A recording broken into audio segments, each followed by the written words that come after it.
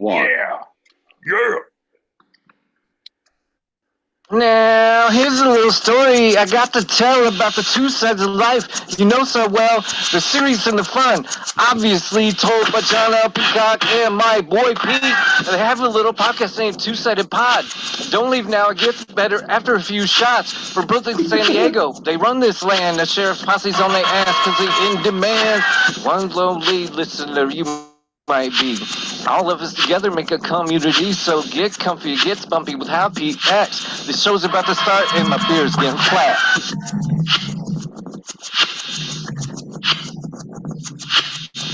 You're listening to Two-Sided, a live recorded podcast where each week I challenge Pete with a bit of the two sides of life, the serious and the fun.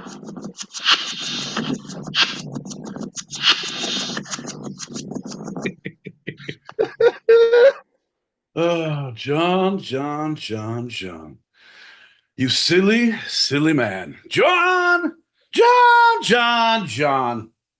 Welcome to Tuesday, my friend. How have you been? Great, man, great. Just getting everything ready with the stuffing and the sharing and the sharing and stuffing, you know what I mean? Oh, I've been practicing the stopping and the sharing my entire life. I'm what you might call a covetous individual. Of all the commandments, coveting is one of my favorites to break. Isn't that right, John? What kind of coveting? Because there's several different ones of them. Oh, John, I'm a master of all coveting. I'm covetous just in general. I wake up. If I'm not coveting, I feel forlorn, and I would rather not feel forlorn. That makes sense. Do you ever covet your former or future self? Yeah. I think sometimes when drunk Pete thinks about future Pete, I think that's a pretty good thing, like to set up a food delivery in the morning. They're like, what the fuck is happening? Like, oh, that's right, we're having fucking burritos delivered at 9 a.m. That was a great idea. That's pretty awesome. Yeah, I've done that a couple times where I just order food for the next day. I used to drunk dial, but now I fucking drunk order food. John, I'm an adult. I have a fucking eating disorder and a fucking credit card that works at all hours of the night. We got one packet to pop. Let's do that and then start the show. Oh, all right. Folks, ladies and gentlemen, boys and girls. Show always with a two-sided pod. Thanks for tuning into the YouTube. We're live on the stereo streets. Those of you on the stereo streets, click the link above our head on the app, and you can see us on the YouTube. If you're not seeing us on YouTube, you can see us on I was like Hulu, fucking Netflix, fucking Crunchyroll. We're really trying to break into the chip animation. I don't know, John. Anyway, but look at all the socials. Our handle is at Two-Sided Pod, all lowercase, all one word. Thanks for tuning in, John. Up this packet. Here we go. Do you covet anything about me, my boy Pete? And if so, what would that be? John! On your couch. I covet your sense of humor. I covet your social media presence. I covet your followers. I covet your location on that East Coast out there in Connecticut, right? I covet your location to be close to fucking East Coast and all the cooler cities within driving distance. Yeah. I'm gonna make a trip out there, John. Because all those little states, man. Like I believe we conquered them all. Didn't we? Like we had to fight every one of those territories and plant. I don't know how the whole founding of the United States worked. Uh-huh. I played Risk, John. That's where I base all my knowledge from. So I'm pretty sure that we fought our way through and put troops in across the land. But those territories on the east are a lot easier to get to. You know what I mean? So You fly into one place, you rent a car, you can just bump around these little territories, seeing where our forefathers pillaged. John, I don't know. It's a good time for all. American history. Ah, American history. American history. Oh, the French, as Orson Welles might say. French. Hey, let's do a shot and start the show, huh? Yeah, it's about time we start drinking. John, we're not known for a lot. That's about it. Yeah. Cheers, John. Cheers. Bing, bing, bing. Cheers, everybody. Look out. Well, howdy.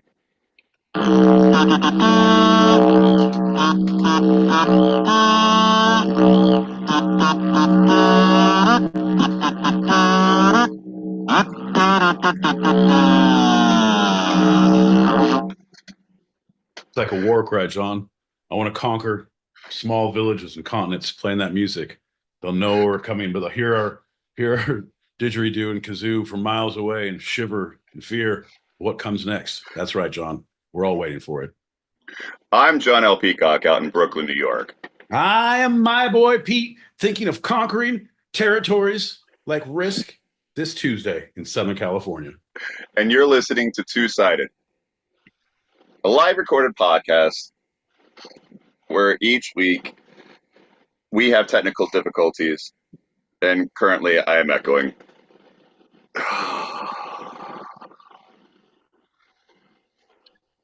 Little do you know, this is not actually a live podcast. This is all pre-recorded. So everyone on the YouTube, you're going to see a little behind the curtain of what the pre-recording is like.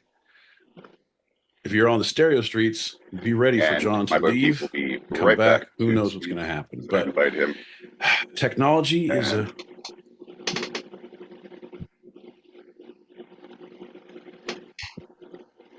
We have no answer.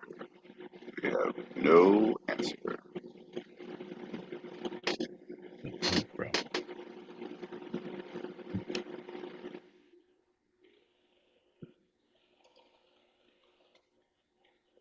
Holy shit.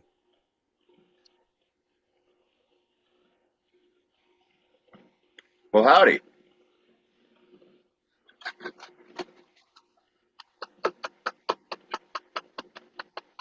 Did we lose everyone, John? No. No. I'm John L. Peacock out in Brooklyn, New York. I feel like I have been just conquered. My territory has been taken over by John's stupidity. Once again, he checkmated me with his lack of ability to keep things going in a coherent direction. I pray to whatever may be the being, the deity above. Please strike me down. Look upon me. Shine your countenance upon this fucking show. John. John. And you're I listening weep. to Two-Sided. No, I fucking weep for the future, John. I'm not done complaining yet. John, it's hard being this depressed in Southern California. It's always sunny. Palm trees everywhere. Hour to the beach, hour to the mountains. Fucking great place to live. I'm so sad. I'm so depressed. I weep. I dread. John. Okay. In Southern California. And filmed before a live studio audience. This is Two-Sided. Where each week I challenge Pete with a bit of the two sides of life. The fun and the serious. Oh. No, John. The me and the you. The right and the wrong. The yes and the no. Oh. Those of you who are on the stereo app, that is not a Foley artist. That is what the studio audience is actually doing. Those of you on the YouTube, avert your fucking eyes, man. Don't tell the others.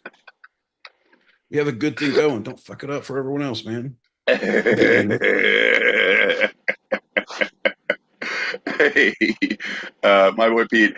Let's hear what our studio audience has to say, and then we'll get moving to an actual show, maybe. Oh, I'm hoping they're gonna yell in your general direction. I have nothing to do, nothing to say. I know nothing. I know nothing. What in the world happened, fellas? You had to start over? Over? Over. I'm over this fucking heat, let me tell you. Damn straight. Ridiculous. I don't recommend living without the AC. It's a must-have. It is. No, it's fucking stupid how hot it's getting. Trying to save money and turn it off in the evening time, just keep doors open and get a breeze, which is stupid. But the power is so fucking expensive out here in peak times. If you run your AC from it's like 3 p.m. to 7 p.m. It's like that you're fucking it's twice, like 2.5 times your normal percentage. So if you do it late at night or early in the morning, like, dude, this is when I need to use it. Right. Yeah. So home invasions, John. You find people who are out of town, the ones who have the light timers on, they have AC. If they have light timers, they have AC. And I'm gonna guess snacks and a pool. You guys, I'm just playing the odds. I watched Home Alone a couple of times. I know about burgling. Well, my boy Pete, in this past quarter hour of the show, there's been some highs, there's been some lows, been some in betweens. So let's start with the general check-in. My boy Pete, how you feeling? John, I'm feeling dandy, my friend. I have exactly half a day left. 6 more hours of work. Yeah. Going at 6, done at noon. Flying to Colorado 2:15. Oof. I'll be in Colorado at 5:30. I will have a cocktail in hand no later than 6 o'clock. John, I've been looking forward to this weekend for so long. I can't wait, man. Weekend, you know it's Tuesday, right?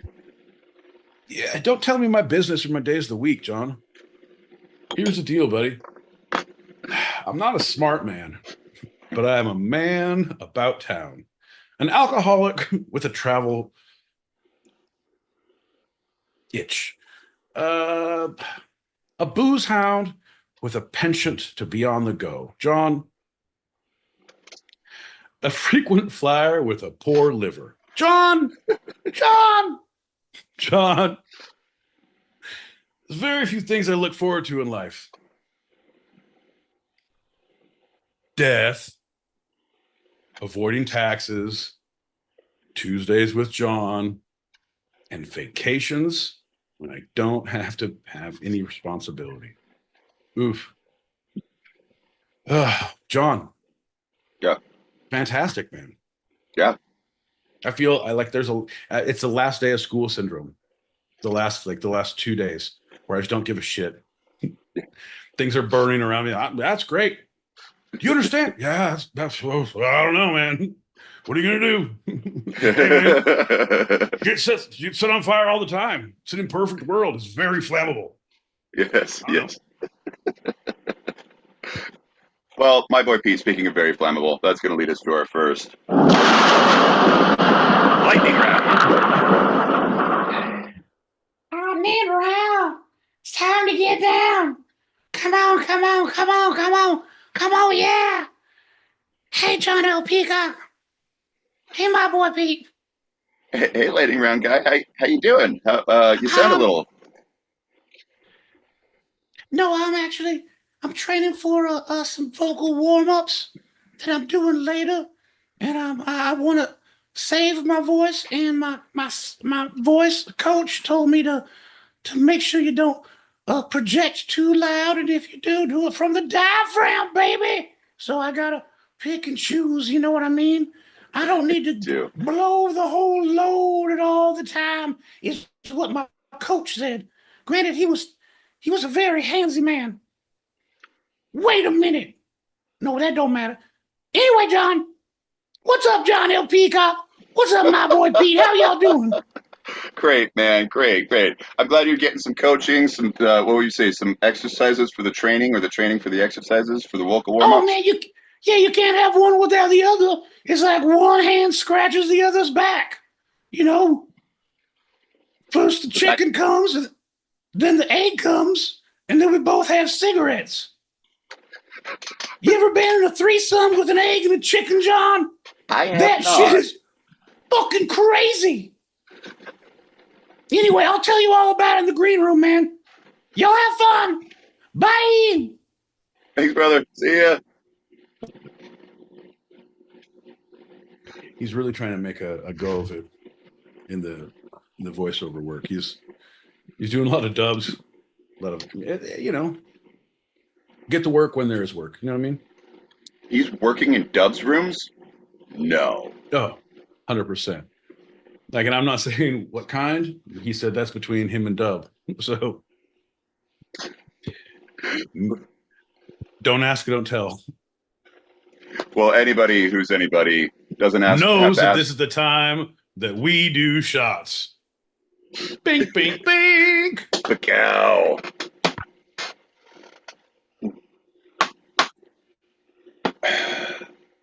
Anybody who's anybody knows that the first lightning round of the episode is always a standard Q&A. My boy Pete, are you ready for the questions? Who, me? Oh, yeah. Yeah. I'll answer some questions. Yeah. What do you got?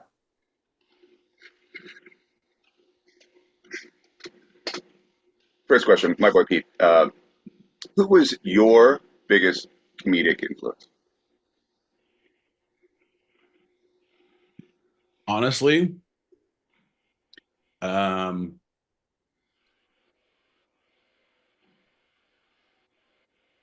first I would have to say my dad,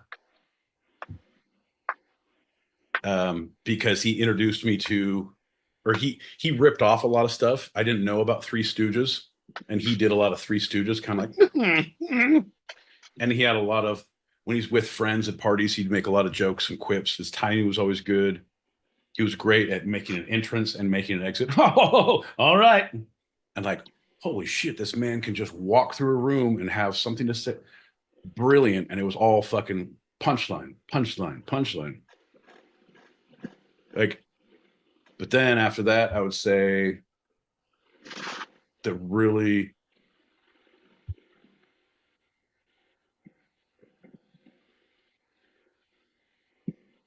I would say Stephen Wright. Really? He was my first real introduction to comedy, and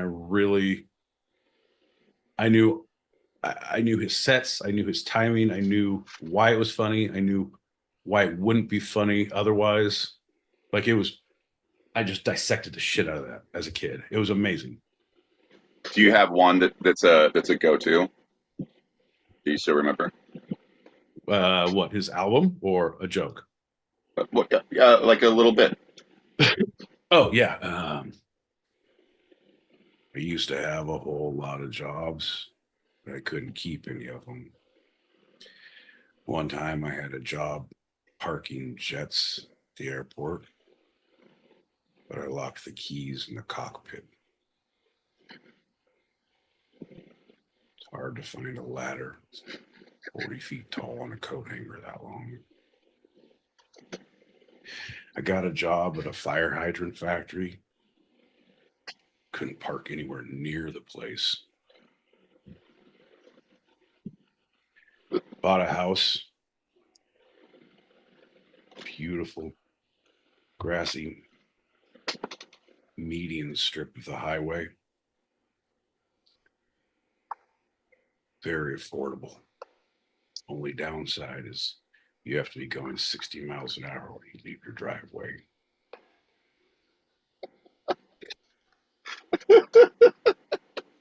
John, so many more. That's great. Met the girl of my dreams at Macy's. She was there shopping for dresses, and I was putting slinkies on the escalator. Fucking brilliant, bro. All right, second question, my boy Pete. what comedy or and/or late night talk shows influence you?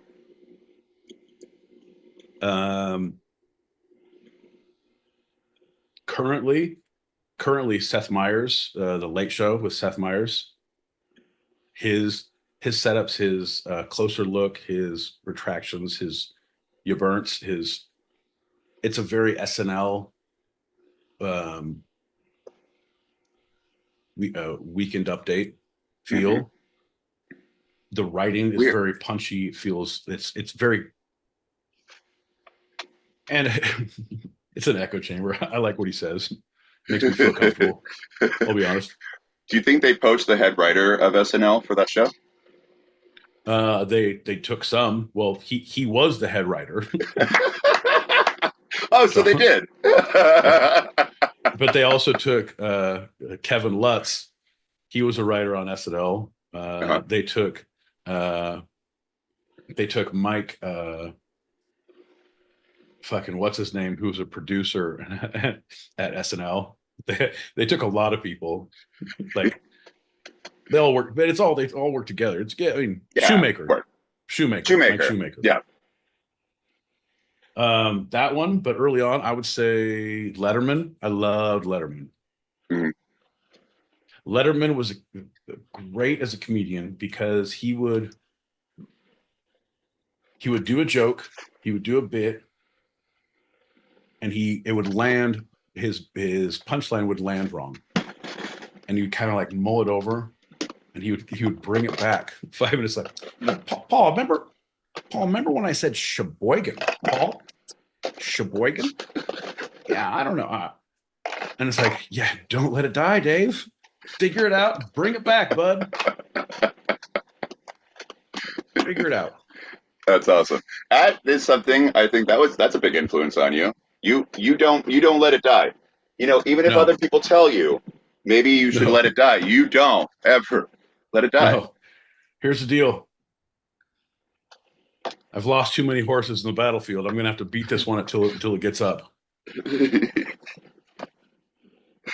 For morale purposes, you know? Yeah, this is the hill of horses that I will die on if they don't get up from the beatings. John, the floggings will continue until morale improves. Well, moving right along. Next question. All right, so you said a couple. That just fucking hit. That just fucking hit for you. You don't even listen to what I yell anymore. You're just like, you're tuning out, making shots, going on to the next thing. You're like, oh, that's pretty funny. And give me a fucking credit. Give me something, bud. Fucking Sean. It's not all about fucking ha-has and jokes. It's about appreciation of the art form and the craft that we do. It's not just all fun and drinking. It's fun and drinking and marijuana smoking. That's true. And you? Yeah. Well, yeah.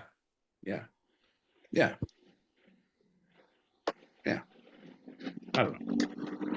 I don't want to let it die too quickly because you just said 2 late night shows, and the comedy shows were also options for early influence. So David, Seth Meyers now, David Letterman seems like an influence. What's another possible influence? And we can move on if you were done. I was a fan of Conan, but yeah, Conan was because he went the Jim Carrey way. He went just to make it weird and awkward and aggressively be weird, make the eye contact, do the things that people that are uncomfortable. Right. Take it a different direction. Big fan of that. Probably an early influence of Eric Andre and that type of comedy that's around right now. That's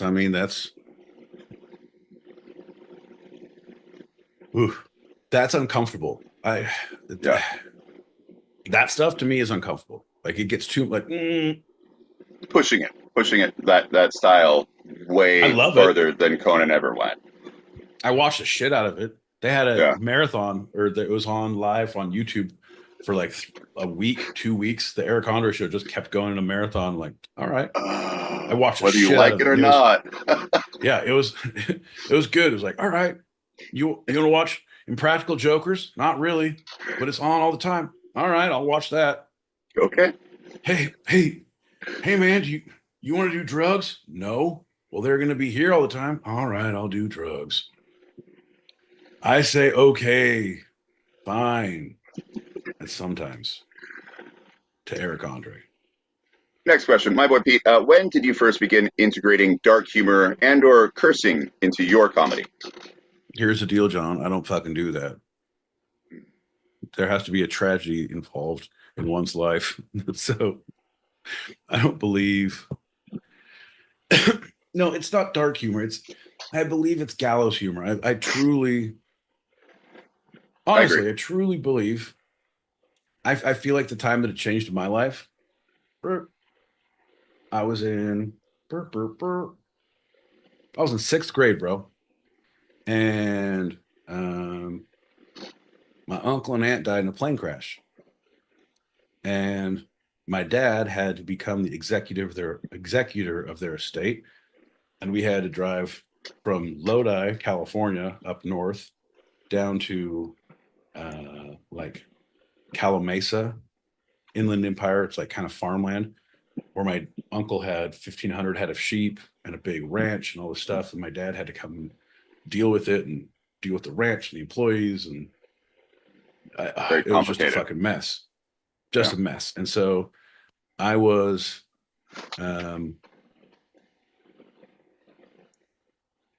going, like, he would make trips on weekends. Like, he'd leave Friday, come back Sunday.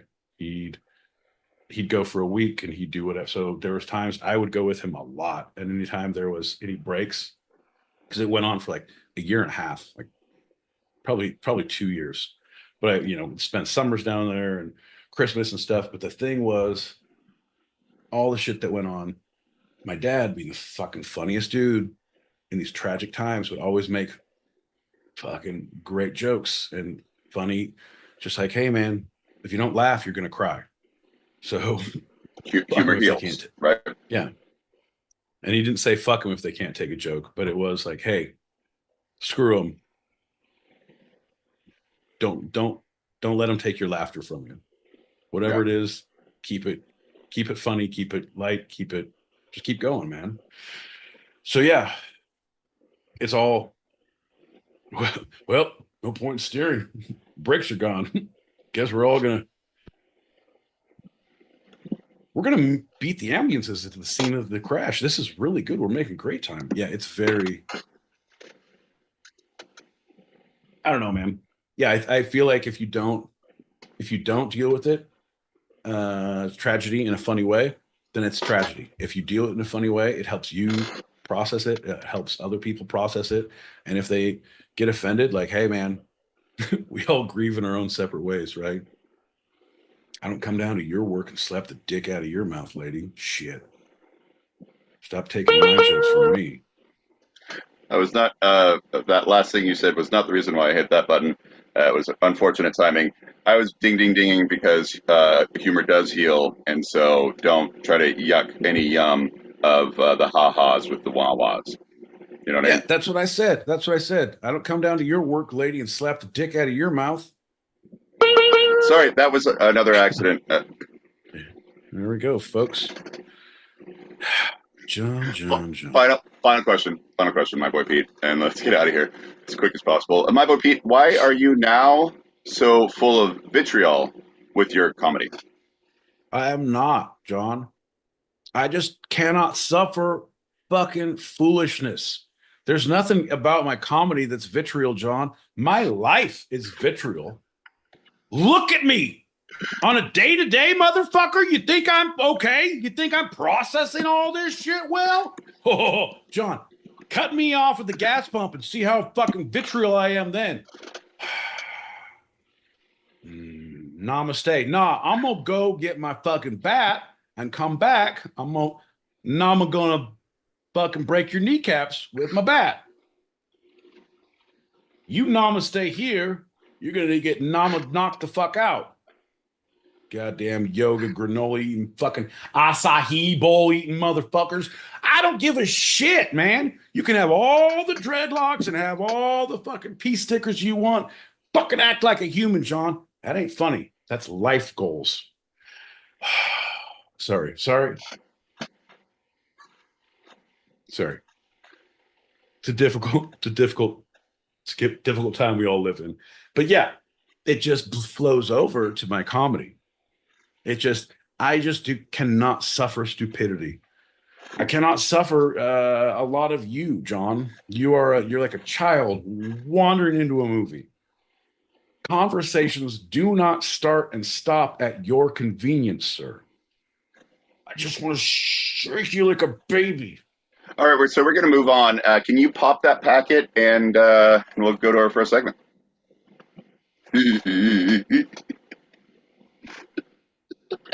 Fucking love you, John. Love you, brother.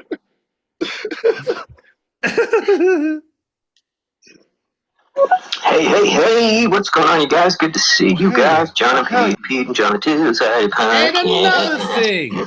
Hey, John, thanks for chiming in, checking in, tapping in on my Instagram channel. Appreciate that, man. Hope you guys are well. Hell yeah, brother. At first, I was like, oh, who's this? But it's another thing with Dave, who's got Tell Me Lies, Tell Me Sweet Little Lies on Tuesday night with John L. Peacock and my boy Pete. Gonna do shots. John, we should do another shot before we do the next segment. Do it right now. Yeah, always a pleasure, brother. And yeah, as a teacher, it's silly for people to look at any other way. Cheers. Oh yeah. Big out.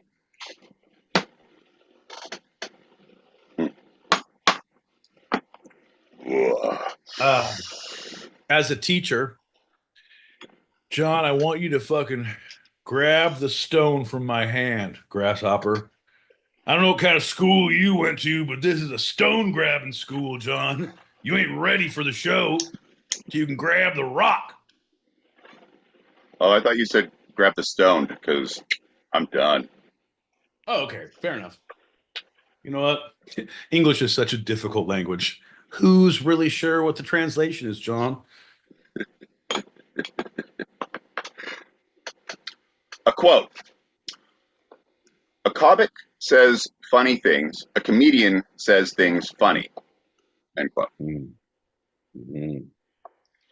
Mm-hmm. That's a famous quote by... I fucking know this. I just... Goddamn. Give me hints, give me sweet little hints. I might think like I might not need them, but I fucking do. Obvious comedian that spanned the era from radio to television.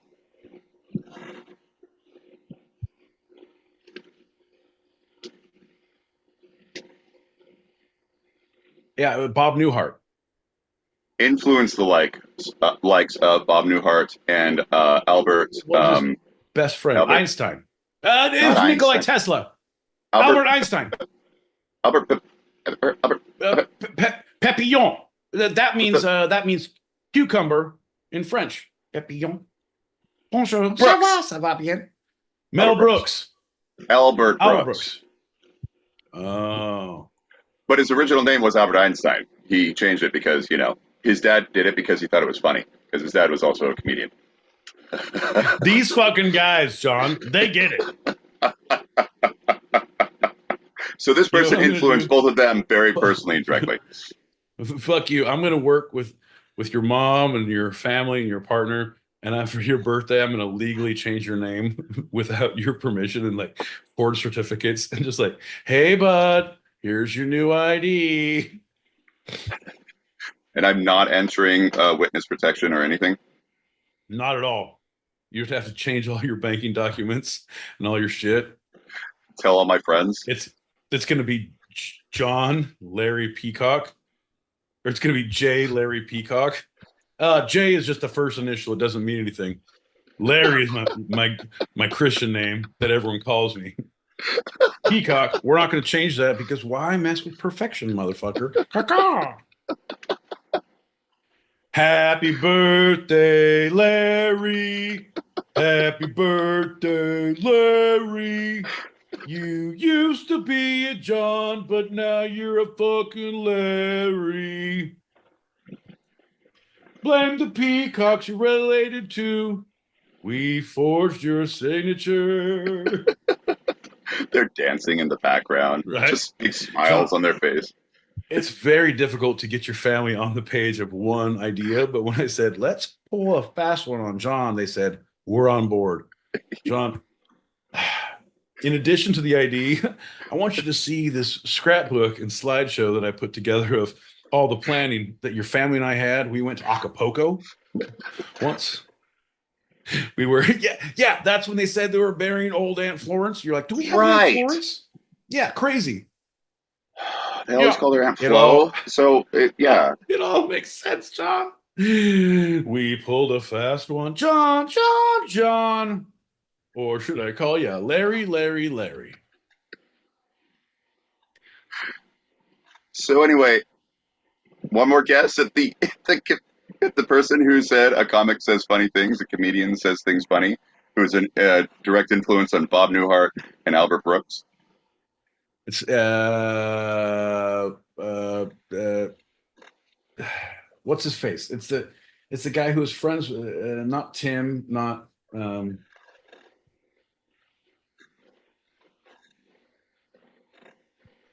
just fucking tell me, John. Kill the suspense. Cut the baby in half. We'll all be better people for it. Jack Benny was born February 14th, 1894 in Chicago, and was an entertainer whose unusual comedic method and expert timing made him a legendary success in the U.S. radio and television for more than 30 years. Big fan of timing, John. The fucking rhythm method is fucking on point. That's not true. In the 1800s, it was, and that's why Benny Kubleski was reared in Waukegan, Illinois. Waukegan. Who? Illinois. That was the first draft of the Marvel movie. Oh, yeah. Forever? Waukegan Forever? Black Panther was actually from Waukegan, but there was they did the first week of filming and the crew ate way too many cheese curds. Yeah. So they're like, we shelved it, we tabled it, and we're going to come back and revisit it later. That's what happens, John. Look it up. It's a fucking crazy fact. Well, yeah, with being a small town north of Chicago, there were probably lots of deep dishes and hot dogs that they were consuming as well, you know? Oh, John, and a nice Chicago beef? Oh, John, don't even start with me. Oh. So his dad owned a saloon and then a dry goods store. And as a boy, he helped at the store and took up the violin. And that comes back. So by high school, I just want to stop there, and it has nothing to do with the story, John. But why do we call it a dry goods store? Have you ever been in a store and it's like everything's wet? It's a wet goods. Like, well, what we do is we fucking hose everything down as it comes in, and then you know what they do in the produce section with the nice spray? We actually have full hoses on every aisle. It's a fucking fire sprinkler. And everything is just a fucking moistened bint by the time we get done with it. It's valve to table is what we call it. It's a hose to table. It's a wet market. Thing, so what? Shh, we don't use those words here, John. Well, dry goods is, it's the 1900s. It's, turn of the century. So they didn't have refrigeration. So it's all the stuff that doesn't need to be preserved in cool places. That's the dry goods. Back in my day, we didn't have refrigerators. We had dry marts. Oh, we liked it. We loved it. John, what would you do for a Klondike bar in the 1800s? Oh, I had to kill my neighbor. It's preserved. It's frozen. I would kill my neighbor. No. It's just a bar from the Klondike. I kill my neighbor. Whoa, what would Jesus do for a Klondike bar?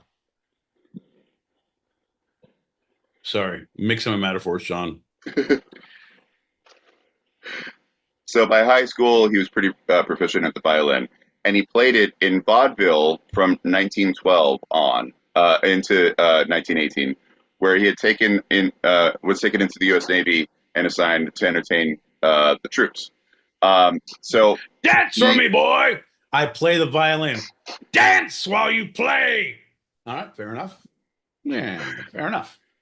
he was always a pretty good violinist in private, but on stage, it became little more than a prop as he played it really horribly for comedic effect. Yeah, no, that's what you got to do, John. Like use every opportunity to get a laugh. You're not trying to perform. You're not trying to, oh, you're so talented. Your voice is so good. Your musicianship is so amazing. No, like, oh, that's funny. Oh, that's funny. Oh, that's funny. Right. Vaudeville to me is one of the I never saw it much as a kid. I didn't, but I found it, realized it as like in like college, truly only going to Disneyland. The first time that I went without my parents and sister and whatever, because I'd always go with family members up until in high school and like, oh, we're cousins or whatever. And no one wanted to go to the fucking Golden Horseshoe Saloon because they just thought like, oh, it's a saloon. We don't go to saloons. And that was the thing. Like, Disneyland. Okay. Yeah, Disneyland. There's no fucking booze in there. There's no fucking booze.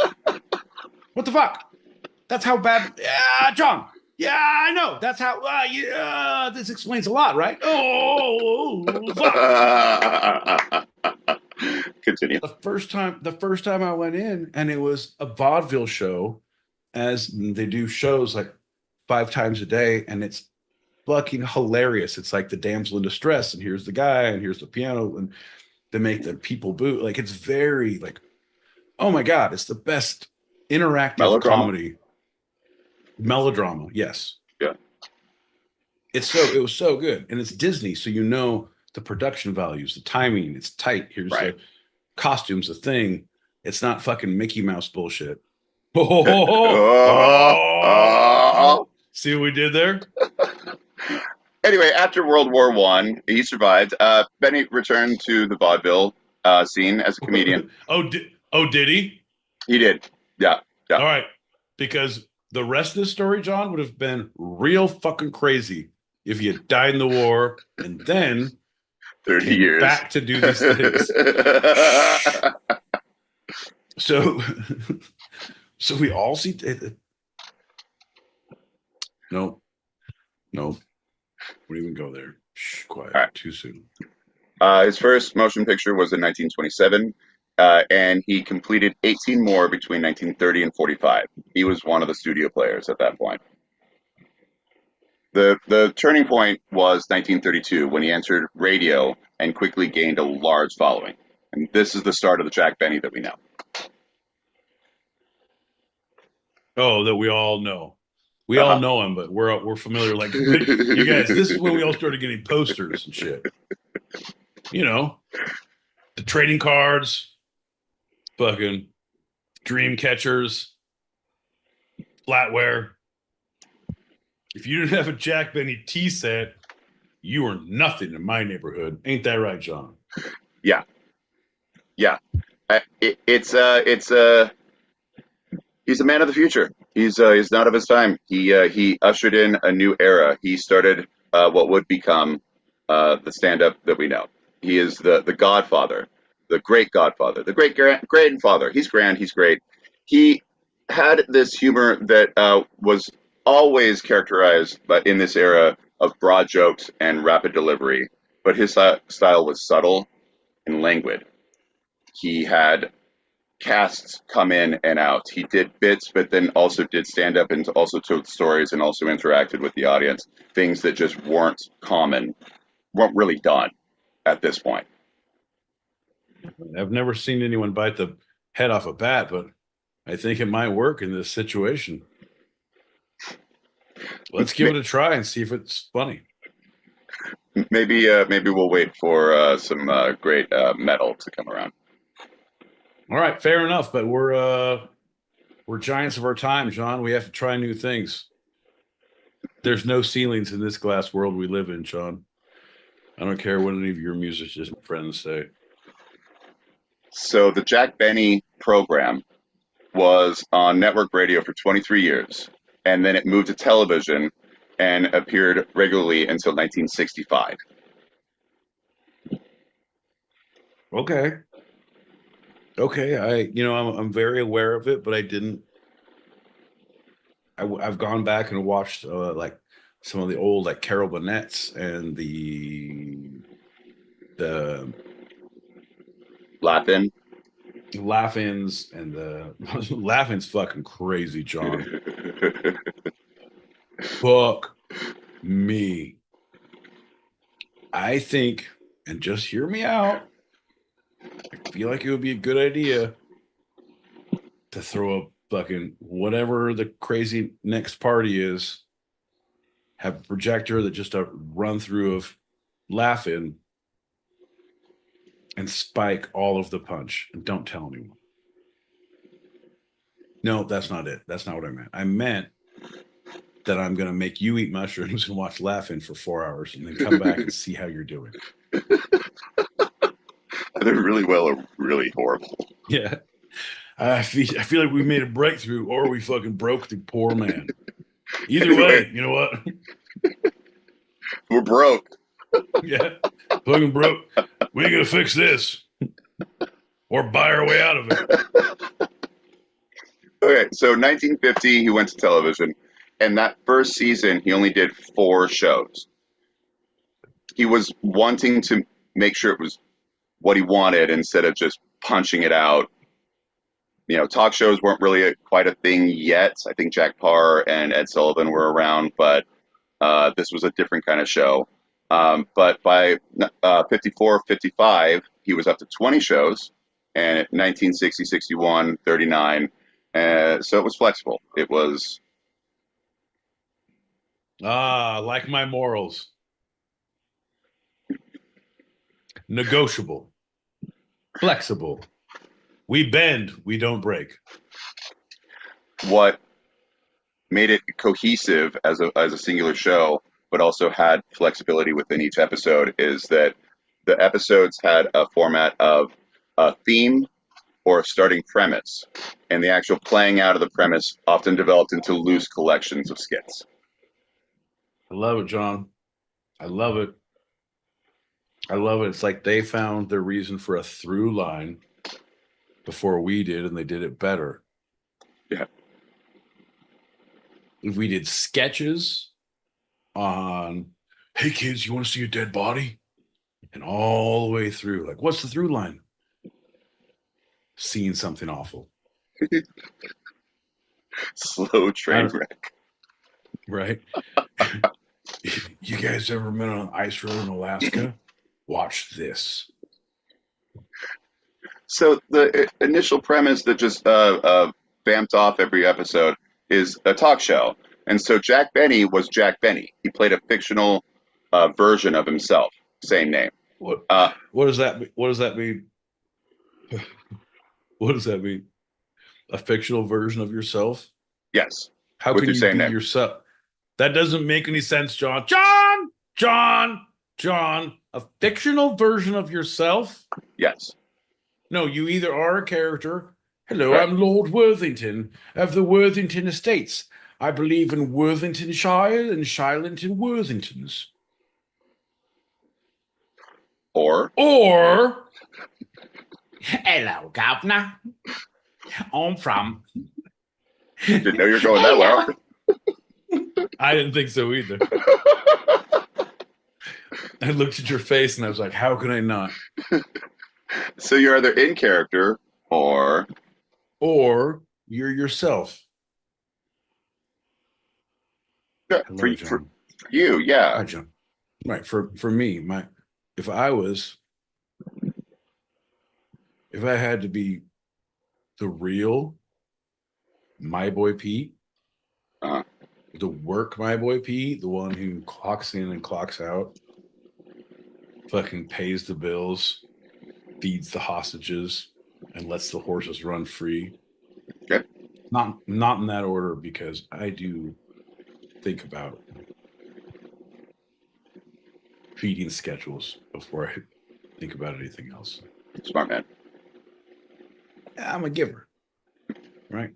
The thing is, if I was being real true, my boy Pete, John, I would be a lot more tender. I would be very specific about that. You know, like, hey man, I know you don't want to be here. I don't want to keep you here. So you got to eat first. Because if they don't pay, well, let's not even think about that. How do we keep this show going, John? Like negotiating for bounties. And yes, we are bounty hunters, quote unquote. Allegedly. Even if that means allegedly, quote unquote. But what we like to do is, instead of finding people who actually have done veil jumping, we just go find random people who are unexpecting shit at the market or whatever and take them into custody, and then make someone pay bail for them. They say it's kidnapping and hostage taking. I say we're the new dog, the bounty hunters, for the people. I steal from the free, and I don't give you back until I get paid. That's kind of a Robin Hood kind of a thing, John. I think it's pretty good. I don't know. We're Wait, working on the. you steal from the free and you give to the me? Yeah, no, I mean, yeah, ain't nobody happy unless Daddy gets paid. No, that's still Oh. that's on. I mean, that's on the family crest. There's no such thing as a halfway criminal. Don't touch things. You'll get them greasy. You break it, you bought it.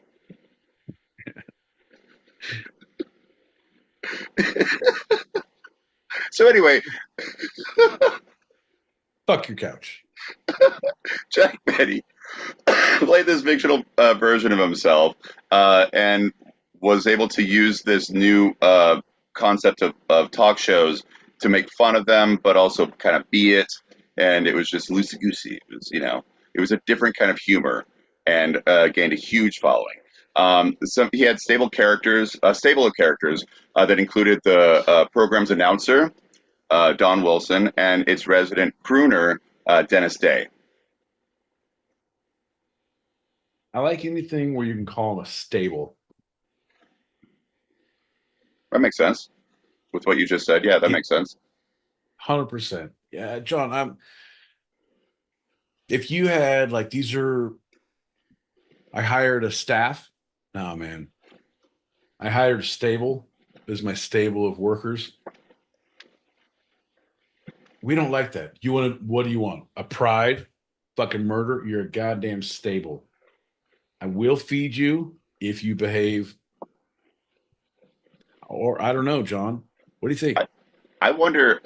Maybe that's what. So each grouping of a certain thing has a different name. A flock of seagulls, Right. a murder of crows, etc. Ostentation of peacocks, if you want to go there. But No, maybe I don't. the grouping of characters, because it's characters specifically. Maybe a grouping of characters is a stable of characters. Maybe that's a stable. But hear me out, and it's not for me. I'm just gonna say it because it's on everybody else's mind. They all know. John, don't fucking kill the messenger, John. I'm just gonna say it.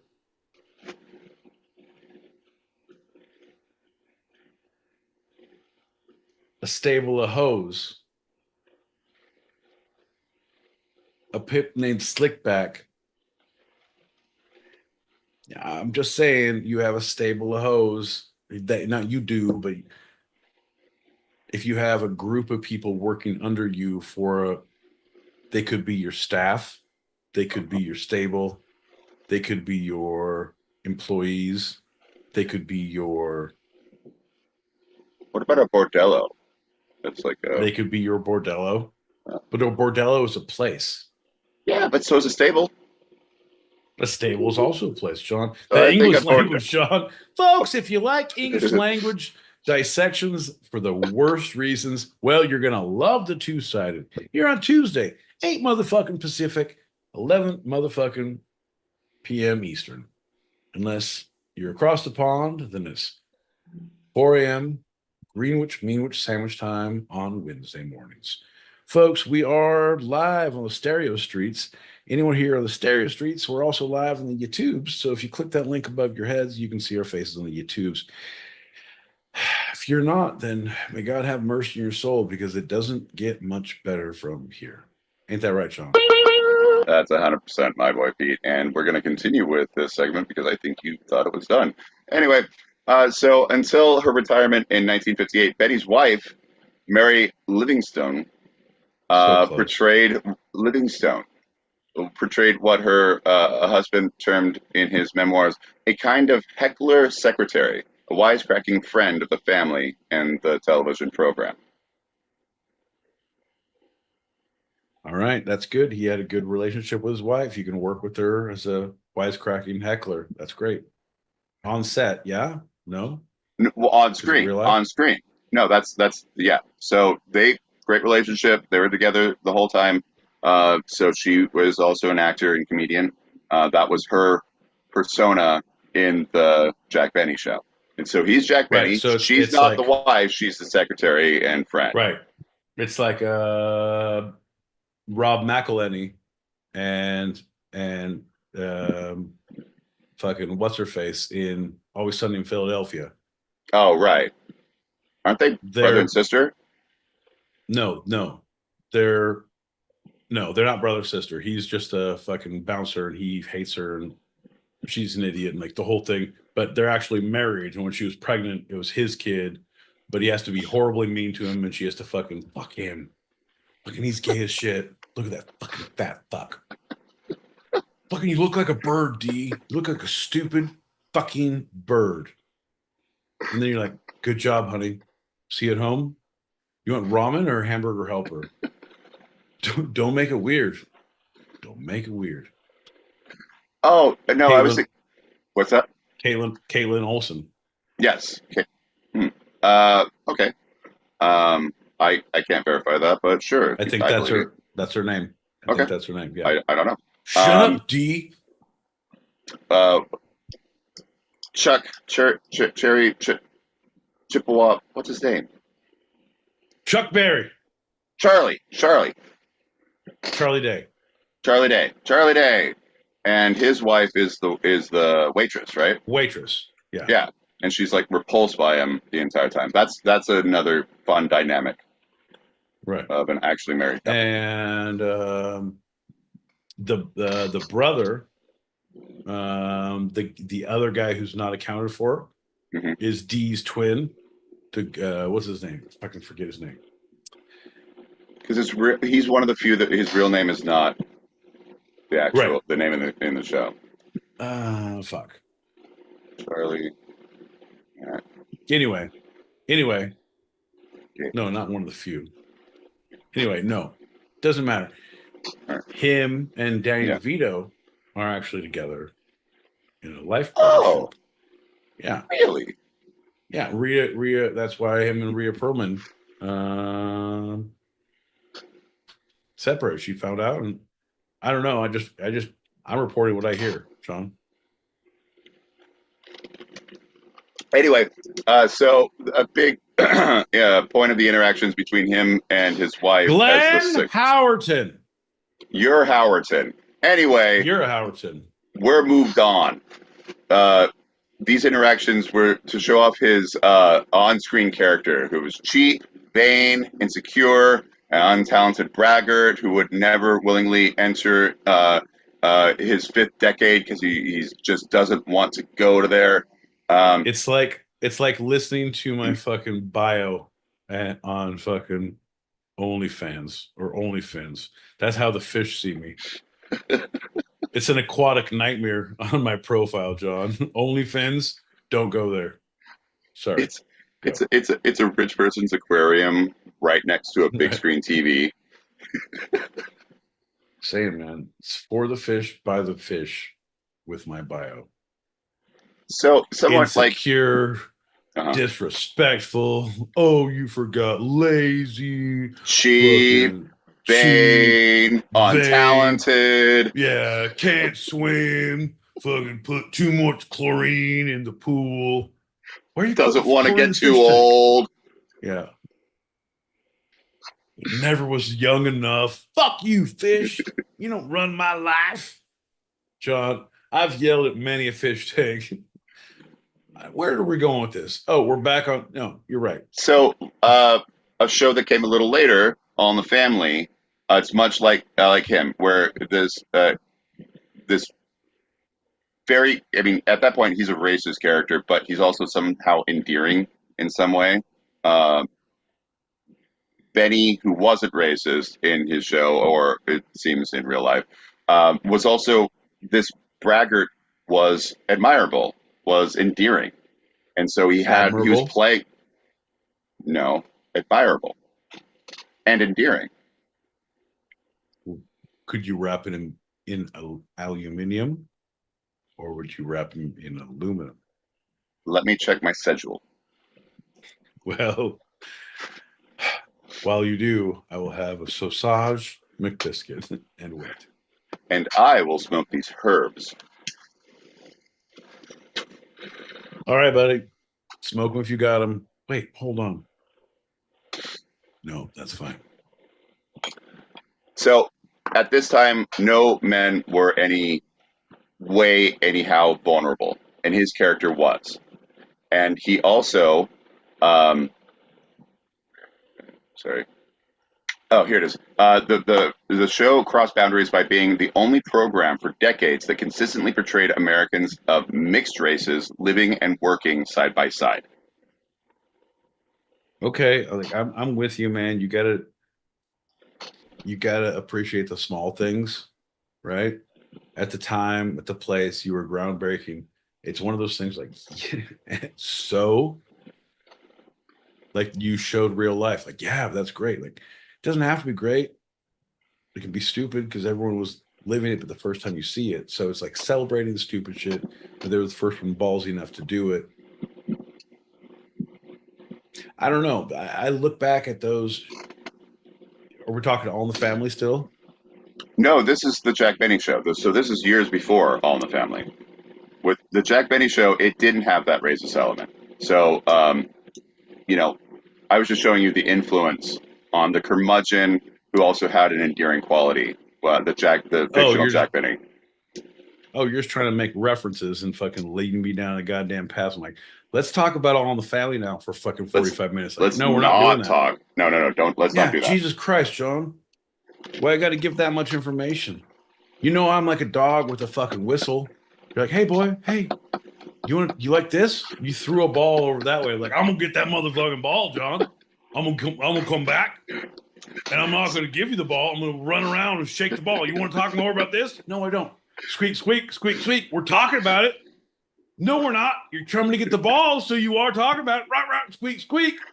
Yeah, motherfucker. All in the family. The Jack Benny show from God damn it. 1950 to 65 is the groundbreaking, really, while no one else was doing it. When I Love Lucy was doing it, and it was a huge controversy because her husband in real life was her husband in the show, and he was Latino. So that was kind of the only other show that was doing this. There was no Cosby Show at this point. There was no All in the Family even. This No was one was getting drugged. There was very little fucking over or under the clothes touching at cast parties. It was a very simple world. Boo. well, the How program do I also. how do I know I'm not how do I know if I'm doing a good job unless you drug me and take me back to your trailer? Wait, you wanted to double down with that? No, I did because I grew up on the Cosby Show, John. I just want to Yes. drive that home. You did, very much so. Yeah, let's just go here. The television program also included more guest stars, including the likes of Marilyn Monroe, Jimmy Stewart, and Humphrey Bogart, where other shows weren't doing that except for talk shows. So this fictional like spin on itself that had some talk show elements um, was groundbreaking.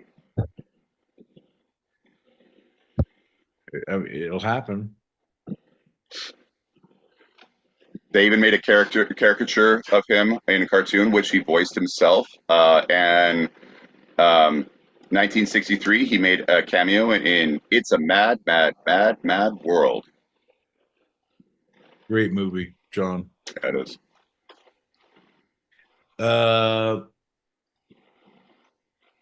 We need to do a show. You need to look up the. There was a race that started in the 70s and went through till the 80s. It was called the Cannonball Run. The Cannonball Run, yeah. And the racers would do fucking crazy shit. It was a real race where people would hire cars and the fucking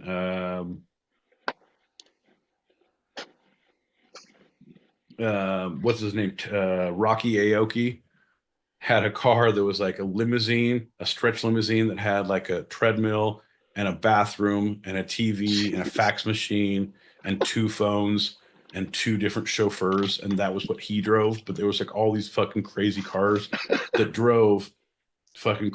And then his next one had this other fucking like, bro, to do that. Yeah, man. Didn't they make a couple of movies out of that? Like the No, they Cannonball made Run? they started the race because of the movies. So they saw the movies and they Oh, said, I thought it was we're going to do it. reversed. No, we saw the movies and we're going to do it. And it's like, that's awesome. So rich people started fucking retrofitting cars and doing stupid shit to race across. John, I don't like driving or being sober, but I love a goddamn spectacle. Ooh, John. Well, and if you have 2 chauffeurs, I think you're good on the driving part, so you don't have to be sober either. No, well, I mean, definitely not. But every time we pull over, I'm going to make them fight. Who drives next? Yeah, fucking The fight. loser has to drive. Yeah, we don't want to. Whatever the people both want to do, like you fucking fight for it. Like, I don't know, man, but it's going to be great. It's going to be horrible, John. You can ride too. Oh, thank you. So he did some Broadway. He had some skits on The Tonight Show with Johnny Carson, and he was slated to prepare to star in the film version of The Sunshine Boys that came out in 1975, but his failing health prevented him from doing so. So Benny requested that his best friend, George Burns, take on the role. Burns carried out the role and went on to win an Academy Award for his portrayal in the film, leading to a resurgence in his own career, and at age 80, Burns became the oldest Oscar-winning actor. Now you're going off topic again. Now we're going to George Burns bullshit, John. All right, stay on topic. No, motherfucker, here's the deal. You're giving us, you're just fucking jamming facts down our fucking throats. Nobody needs this. Hey, y'all like Jack Benny? No, Benny Hill? No fucking George Burns? What about, I'll say some more names and we'll just fucking talk about that. No, John, I don't give a shit, motherfucker. Come on. Let's get to the point. Last. Well, obviously last. Because Benny passed away from pancreatic cancer on the 26th of December in 74. He was 80. He was interred in the Memorial Park Cemetery in Culver City, California. And a big thing of his will, he arranged for Livingstone, his wife, to receive a single red rose every day for the rest of her life. And she lived until 83, so that was another 9 years. I arranged for my wife to receive a piece of my body every day till she dies. So once we run out, people will come for you. So I recommend piecing me back together like a museum aficionado. Think of yourself as a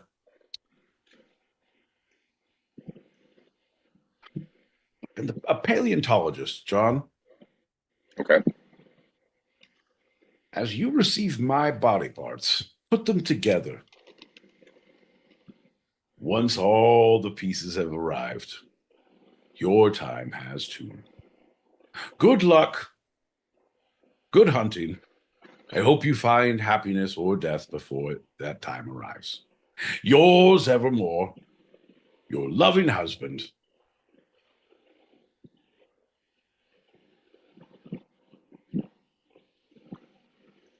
Have you forgotten already? No, it wasn't his. Oh. So That's when that's they the end of came and Jack took him. Benny. And I was going to say, yeah, Benny Hill wouldn't say anything like that. Interesting. Very interesting, but stupid. All right. Let's pop a couple of those packets and move Again, on. that's my dating profile. Interesting, but fucking stupid.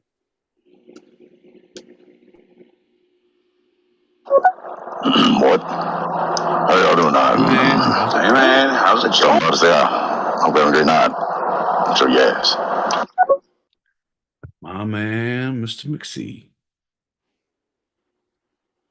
Yo, for anybody having a bad time, play my closed captioning disclaimer, and results may vary. And hell yeah, let's go. Bird up.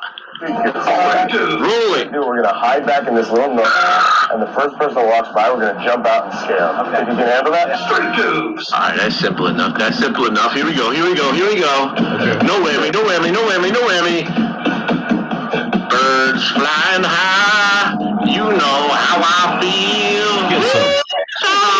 Oh shit. Oh fuck. Oh.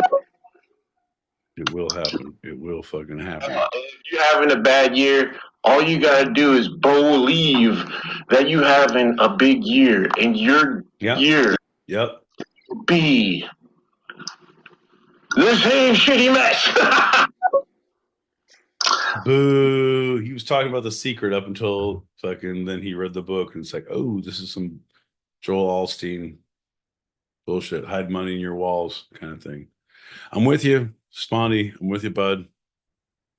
If you believe in a burb, you will have great luck. Yo, this is a pro tip, and results may vary, but like when you're going out watching burbs, don't forget to bring some Cool Ranch, bro. Ranch Revolution. Hell yeah. Home sauce, dude. You gotta help me set up this urinal, Mello. My hand. Yo, I just strolled on in, and I gotta say one thing. I gotta have my balls. Gotta have them balls, bro.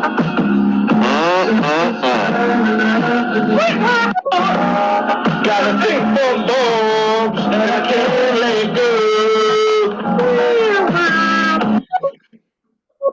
The funny thing is, you're like, oh yeah, I'm saying the guy's name, and I was saying it like a million times, and then when you guys finally click on this, Good Hamilton, I'm just like, yeah, okay, my work here is done. As long as you throw that mental fucking fortitude our way, it'll help. I believe in osmosis. I believe in the cycle of time. I believe in the old Aztec calendar. I believe in the old saying, liquor before beer, never fear, beer before liquor fucks you up quicker. I believe I can fly. Your Honor, it wasn't me. Your Honor, it was a one-armed man. I believe my rights have been trampled upon. I believe I was meant for a better life. I believe, John. I believe you. You should listen to my words, John. I believe. Fuck your couch, John. I'm gonna pop a packet, bud. Julie Prunes is here. Fuck yeah. And yeah. Julie, come on now to the show. We're here for you. Fuck yeah. Don't you know? And this is when, if we had the pyrotechnics, we lost the budget. We fucking played fucking day trading. John thought he was going to be a fucking millionaire. Fucking we day traded and I bought cake and candy.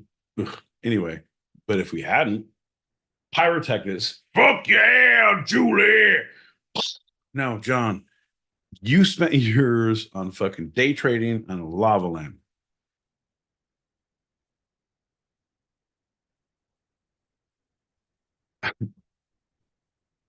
I bought a fucking personal assistant for a day and fucking tried to film a show at a cake shop. Fuck yeah, Julie, this is when the fireworks come. Fuck yeah. And this is when John's hair. Y'all ever smell ginger hair burn? It's like, God damn, the worst thing ever. It ain't like normal hair. That's fucking ginger hair. Sorry. What's up, Jules? Hey, girl. Hey, girl. How you doing? How you doing? My motherfucking guys. Woo! Good guys, you're looking great on the YouTubes.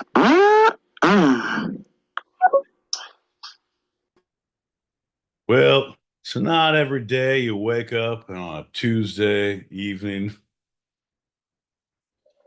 or on a Wednesday morning, you look yourself in the mirror and say, God damn it, John. Well, if you guys all do that and say, God damn it, John, you have problems. or you know John on a personal level. I shit you not. John's texts will aggressively haunt you. You wake up at 4 a.m. and John has texted you. He's like, hey, heading to bed. Have you ever thought about fucking how fucking Rambo Part 1 and Stand By Me is the same fucking movie at its core? Anyway. Yeah, it's a hero's journey. It's a hero's journey, man. Anyway, here's a picture of a diaper on a street in New York. John is the worst friend in the world to wake up to text from. Because the thing is, he's a little ginger who cried, fucking, I don't sleep well. So it's the same thing where you get conditioned. There's certain people you don't expect either text from the middle of the night from, like, John, if there's ever a tragedy in the middle of the night, I'm not going to know about it till like 6 a.m. 5:30. Shit, I need you to call me. It's 4 a.m. Yeah, bro. I don't give a shit with you. Like, you're on mute until then. Like, there's nothing. My fucking mom in the middle of the day, like, I learned a couple of years ago, my pops was in the hospital and my mom would text me in the middle of the day at work. I'm like, what the fuck? What is these texts? Be like, and it's just a fucking meme. It's just like, hey, have you ever noticed, like, sometimes they're like a duck? I'm like, what the fuck? I can tell she's either waiting in the hospital or waiting in a waiting room for my dad, or like laying in bed before she helps my dad out. And she's like, hey, it's 7 a.m. I'm just going to text you some bullshit. Like, God damn it. You don't get upset. You don't have to look right then and leave a meeting. You can.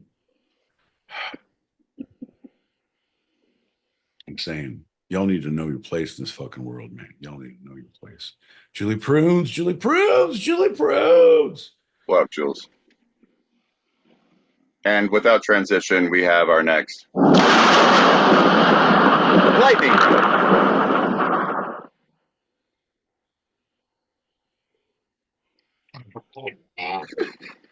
Get down. Come out.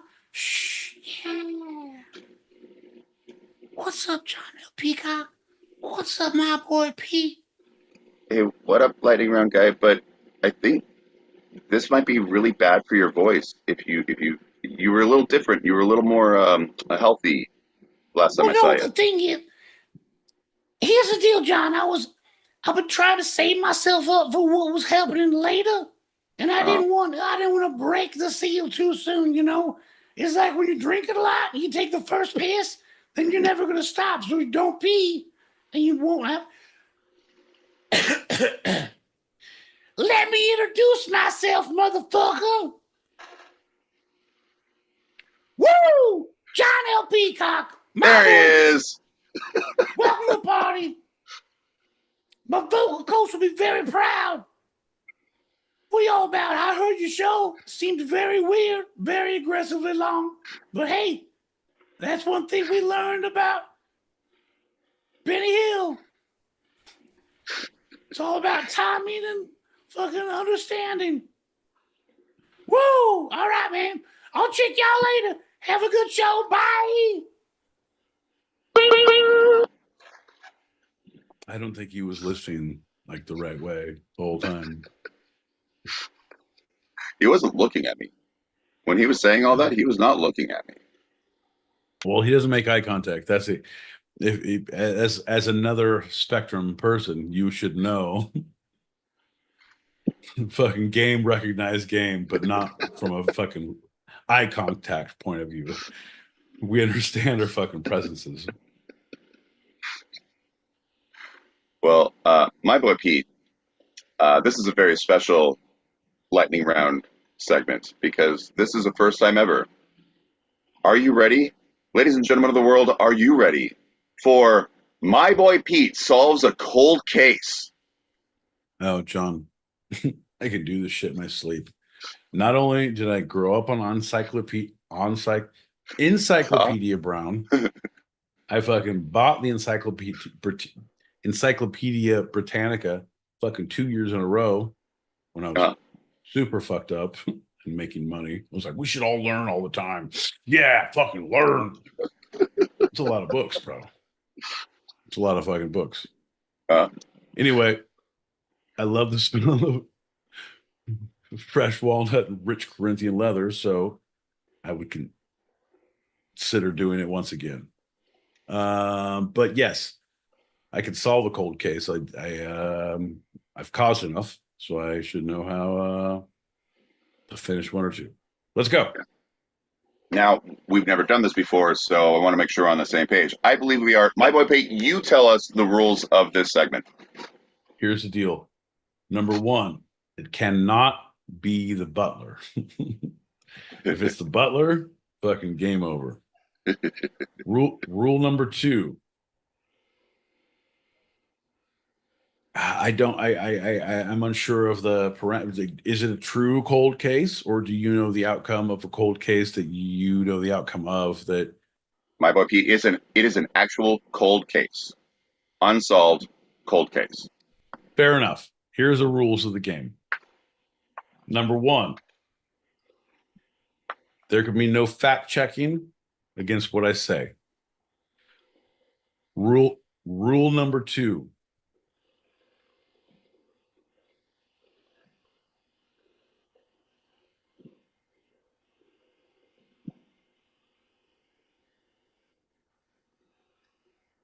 Rule number two, you will.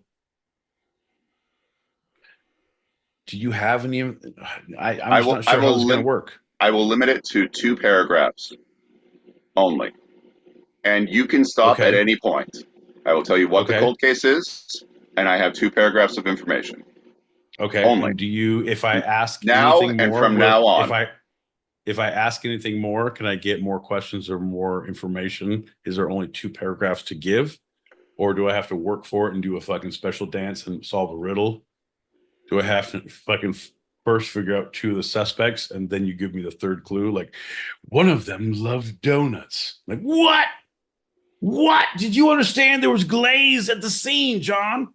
Holy shit, of course it's the janitor. That motherfucker always had a fucking Krispy Kreme in his pocket. Case solved, bitch. Is there an extra clue I can get if I fucking figure out a thing? Dude, it's a cold case that's unsolved. Yeah, so you're gonna And give me you're all of going the to thing. solve it.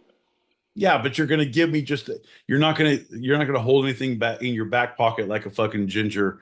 Like you're gonna like, oh, it's Right now, I'm starting with famous cases, so we both might have a bit more information than the 2 paragraphs I have.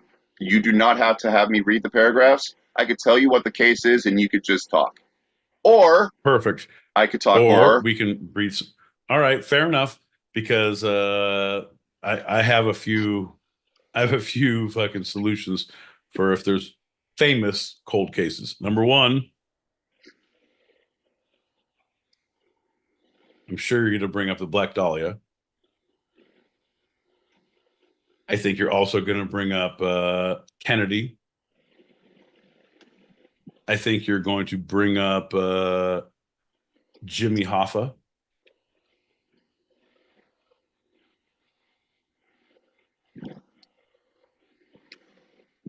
I think this will be very ironic. You don't show up for our next show on Tuesday, John. Wait, shit. Shouldn't say that. They can use that in a court of law. John, shh, things are fine. You'll be at the show. Don't worry about it.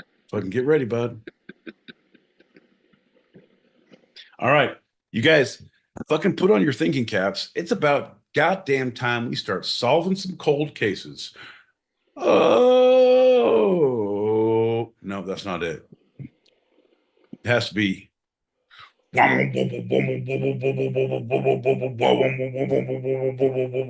Cold cases with my boy Pete. Gonna solve them in the street. Tuesdays, John L. Peacock gives us cases to solve. I don't know. It's a work in progress. Something. So anyway, this one, are you ready, my boy Pete, for your very first cold case that you must solve by the end of this segment? I just, fuck, I wish I had a fucking pipe. I have a hammer. I have a fucking knife. Nothing that, I have a clown nose. Yeah, see you. Nope, that's not it. All right. I'm just going to listen quietly. I'm going to use my hands. This is how they know you're thinking. When you touch your chin. That's how you're thinking. If at any point you just want me to stop and solve the case, do so.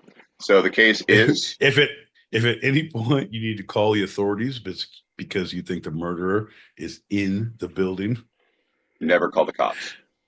Shit. The killer's on his podcast and he's calling from Brooklyn, New York. John, what's the through line? You were present at all of these places. What the fuck, John? I'm not saying that you were or were not, but I'm saying you probably could have been. So at this point, we are actually starting the lightning round. Ladies and gentlemen, all of that was just an introduction to this new segment called My Boy Pete Solves a Cold Case. And this cold case, the very first one, the premier cold case is the case of the Zodiac Killer. Ooh, Zodiac. Okay. Because there was a few suspects. That was the one where it was up in the Bay Area and they were sending he would kill people and send he would kill people with knives. So John, here's a little something. There was only 2 survivors of the Zodiac.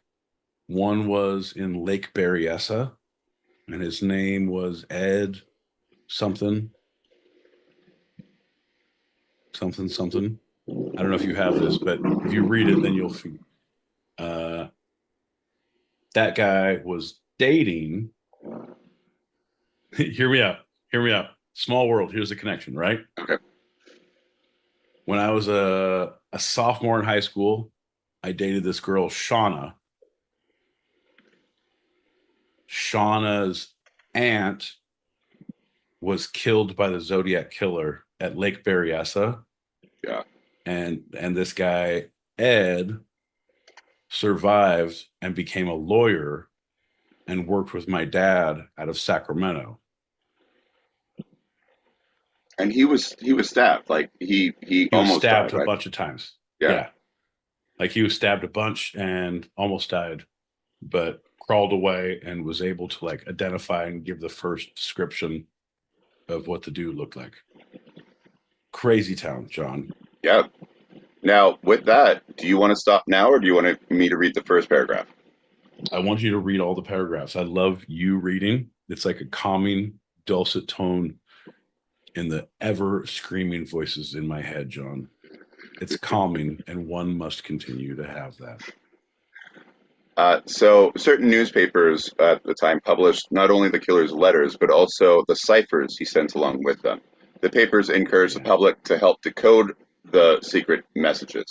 One text, known as the 408 cipher, contained the message, quote, "I like killing people because it is so much fun," end quote. Another, the 340 cipher, wasn't decoded until 2020. It began, quote, "I hope you are having lots of fun in trying to catch me," end quote. It's the end of the first paragraph. People who fuck with you, like the whole thing,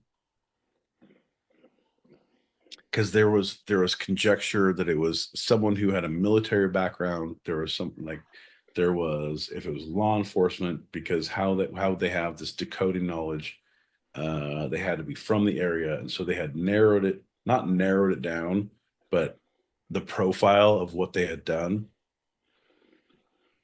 but they couldn't ever identify anything. No. And it went on and stopped. John, there's never a good reason to become a serial killer. But if you do, just leave when you're on top, man. Like, do the George Costanza. Leave them wanting more. Okay. Nope, that's not correct. A final answer.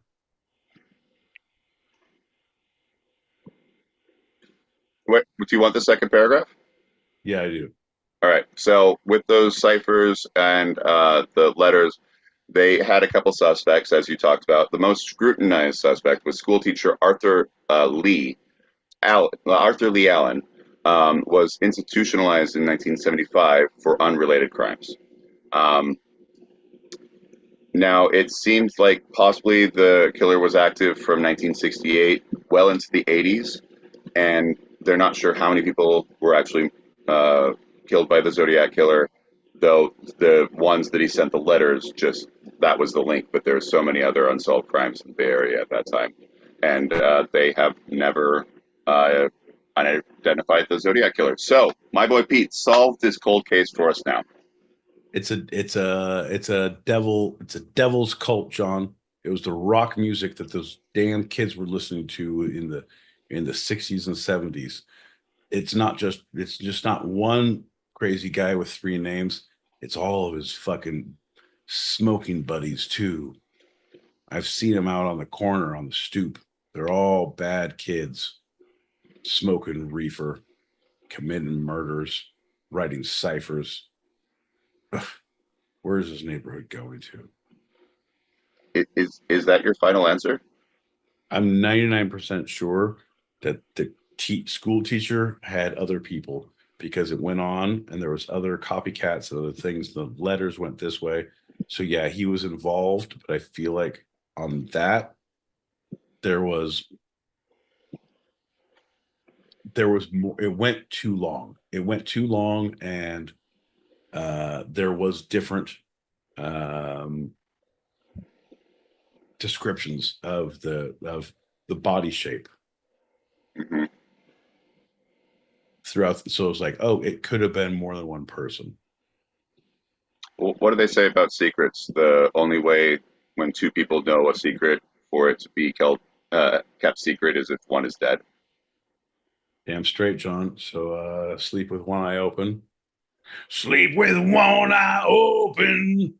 John, I told you a secret tonight. All right, so my boy Pete's answer is a Satan cult based off of the school teacher. And the rock music from the kids. There you John. go. And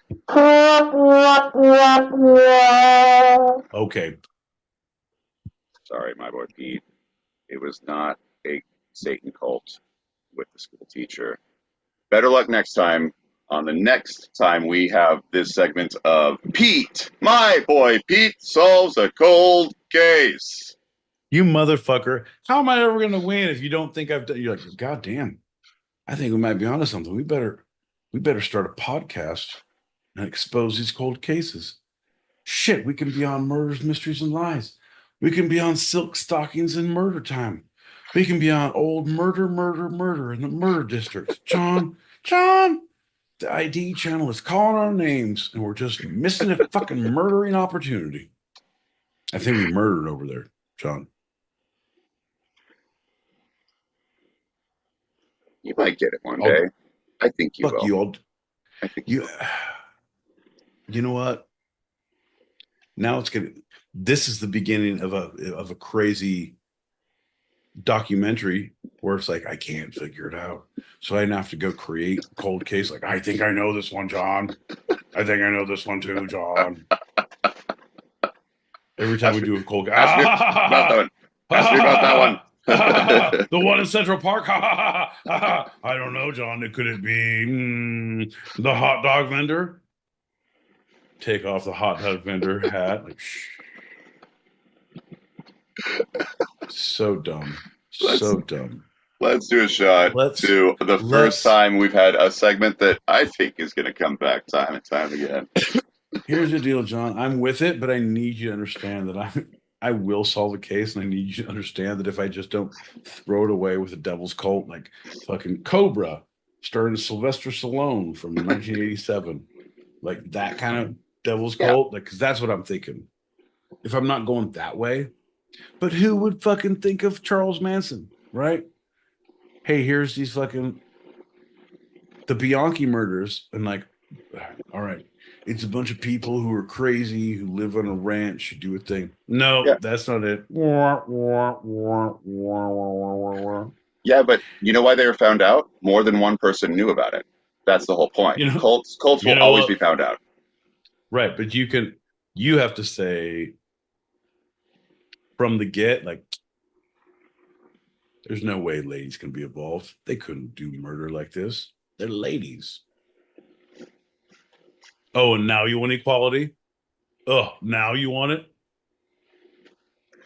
Cheers to my boy Pete solves a cold case. A cow. That's what I'm talking about. And we are moving right along into our short. My boy Pete, what is the short segment? Well, the short segment is when John talks about a little thing he found in the life. Going around looking at walls and stuff.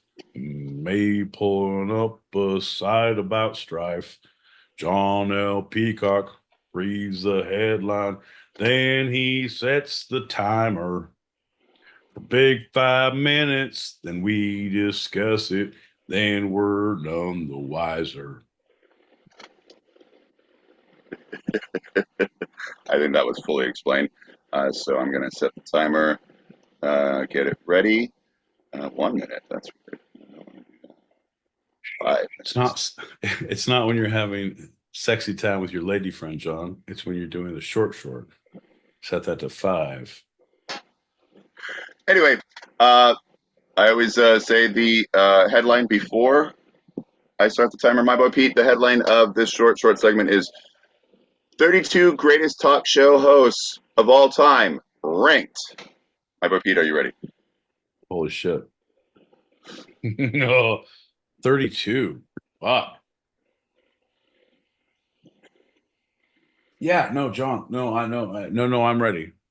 If you're okay, yeah, no, I'm ready. There's a lot to unpack here, and I'm gonna argue with some. Like, I expect you to read the list because there's gonna be like, no, but what about the? So I'm gonna let you talk, John. I'm gonna let you finish. Still think Beyonce has fucking best show in late night. But So I'm you, gonna let you so you finish. know, I only have the list. I did not bring in any talkie No, about them. John. Yeah, no problem. You're play by play. I'm color. You say the list. I will say how it is correct or it is not, John. I'm going to say this motherfucker shouldn't be on the list. This guy, he was a Eh, watch show host. Sorry, go and start. from Vulture. Number 32, Jay Leno. Number 31, Craig Kilborn. I'm Number still good with Jay Leno's like, yeah, you need to be at the bottom, but I don't know. I don't know if you're worse than Craig Kilborn. Craig Kilborn is fucking shitty. Keep going. Well, why do you think it's 32 and not 30? Because they needed to have Jay Leno on there, or he'd whine about it. Anyway, number 30, Morton Downey Jr. Number 29, Joan Rivers. Number 28, Okay. Space. Cut me off anytime. I'm just going to keep on reading until. Yeah. Take a hot breath between the things because I was like, Joan Rivers, she should be higher up. She shouldn't be that low. And then you said Space. I was like, Space, one of my favorite shows. I took that up in school. Took up a lot of space. It's actually number 28 is Space Ghost. Coast to Coast. You guys, that is generous.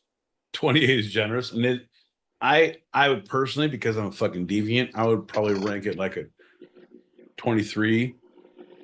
But it is horrible. If you've ever seen it, you'll love it. If you've never seen it, look up Space Ghost Coast to Coast, and it's a cartoon in space with crazy fucking aliens and crazy things, but they have real people and they bring them in on the teleprompter, so it's a person on the screen and there's like cutting to them as he talks to them as a cartoon. It's fucking nuts. I highly recommend having a few cocktails, smoking a bowl, eating a cap and a stem, watching some Space Coast, broadening your horizons. All right. So that was 27. Should have been 23. What's 26? It was 28. Number 27 is Mike Douglas. Then 26. Fuck Mike Douglas. Larry King. Oof. It's good. It's good. It's just because it's the tenacity, John. It's because it's like a pulse. It's like a faint pulse. Like it's a sign of life. What is happening? Fucking Larry King. That's what's happening. That's why you loved it for so long. Oof, oof, oof, oof. All right, 25, Regis Philbin and Kathy Lee Gifford. 24, Zach Galifianakis. Zach Galifianakis? No, he shouldn't be 24. Which one? The Zach Galifianakis show or Between Two Ferns or 23, Merv Griffin. 22, Barth Gimbel. 21. What? Fuck that. That's a made up name. That's like someone trying to fucking hide from the FBI. Fuck you. Fucking name. They call me Barth Gimbel. I'm fucking here from Australia. Barth Gimbel's the name. Fucking gimbling is the game. How you going, mate? Fucking just call me Barth. Or like a medium strength beer and fucking ride off to fucking sleepy times. Let's see. 21, The Views combo of Barbara Walters, Joy Behar, Meredith Vieira, Star Jones, and Elizabeth Hasselbeck. I was the View 3 is through 6. That's 3 through 6. That specific combo. It was seasons 3 through 6. That specific combo. It's a rough. It's good, but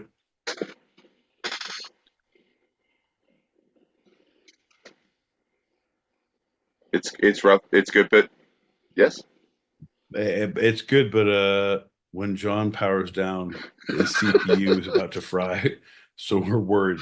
It's not. It's not like I'm gonna power through.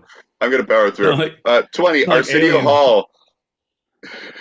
Woo, woo, woo, woo, woo, woo, woo, woo. 19, politically incorrect, Bill Mayer. 18, Jimmy Kimmel. 17, Jack Parr. 16, Tom Snyder. 15, Ellen DeGeneres. 14, Phil Donahue. 13, Jimmy Fallon. 12, Dick Cavett. 11, Craig Ferguson. Good for him. Yeah. 10, Terry Gross. 9, Conan. No, John, you're not taking breaths any time. You're like, I want to take breaths. No, you're not. Terry Gross. Fuck you, Terry Gross. You shouldn't be there. Shouldn't be here in my fucking lineup. Fuck you, Vulture. Fuck you, Terry Gross. You should be 26. 9, and go bump, bump, bump, bump. For some reason, the timer doesn't work anymore, but it's going. So we're done. Okay, 9, Conan O'Brien. 8, Stephen Colbert. 7, Larry Sanders. 6, The Big O, Oprah Winfrey. 5, Mark Maron. 4, Jon Stewart. 3 is Johnny Carson. 2 is David Letterman. And number 1, who do you think is the greatest talk show host of all time across John platforms?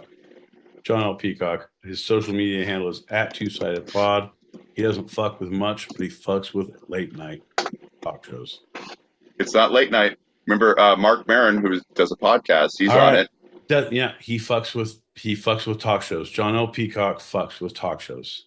Sorry, I didn't mean to say late night, John. Any guess? Do you want to take one stab at the number 1? I wasn't keeping up with your list. You were yelling them off like fucking I was in trouble on the farm, screaming at me to come in. So it's going to be either. I'll do the last 5. It's going to. Okay. All right. Do the last 5, bud. Number 5, above Oprah, is Mark Maron with his podcast WTF. Number 4 is Jon Stewart with The Daily Show. 3 is Johnny Carson. 2 is David Letterman.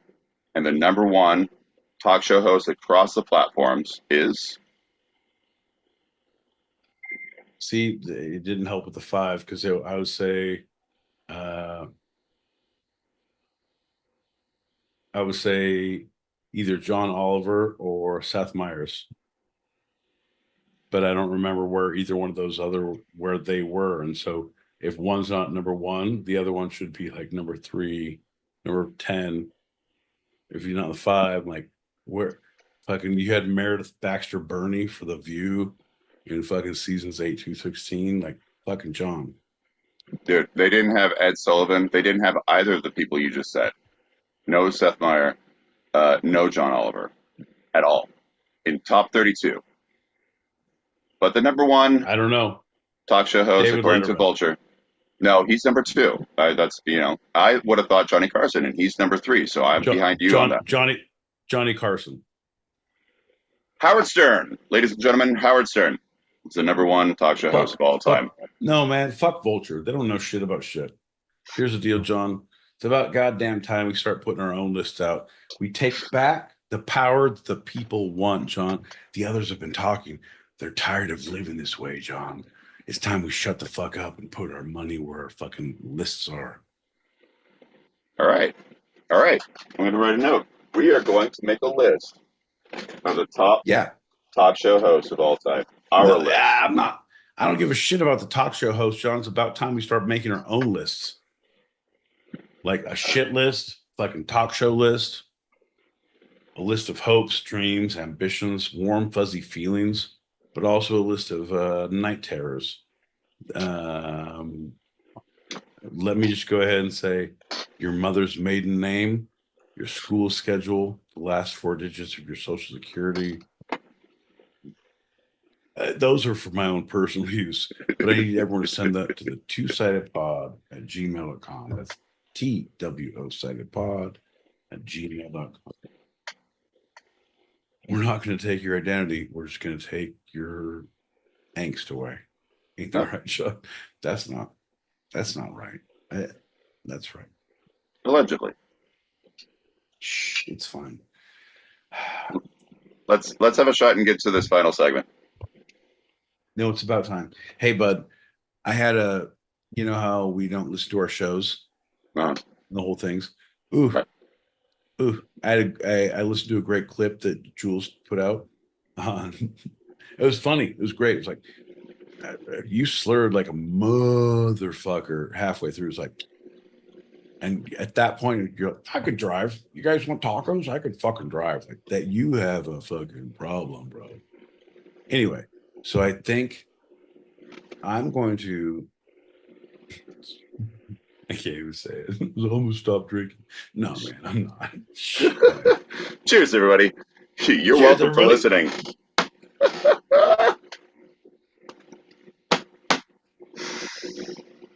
Because something stinks around here, and we're going to talk about ammonia. Jesus Christ, John. Where do you come up with this shit? What do you do with your life? Like what do you do with your life? Like, oh no, I don't know. I was like, you hang out with litter boxes, like, oh, I was at a cat cafe. Fucking I do a lot of reading, fucking around fucking Persian long hairs. Fucking I know ammonia, bro. Gross. You're the worst person. Yeah, you know what? Hey, let's talk about ammonia. Let's talk about ammonium nitrate. Folks, let's talk about anything we can make a bomb with to blow up John's spot in this goddamn show. Because John, I'm gonna need you to read the room, motherfucker. I'm gonna need you to tighten your belt on this one. All the things you think you're gonna be all reading, like I got fucking 7 pages of ammonium nitrate. Burr, burr, burr, burr, burr. Trying to tighten that belt. We're circling the wagons. I can tell you right now, I'm already done with this topic. And unless you can, like, well, you know, ammonium nitrate actually is known by another name, and it's Ponce de Leon.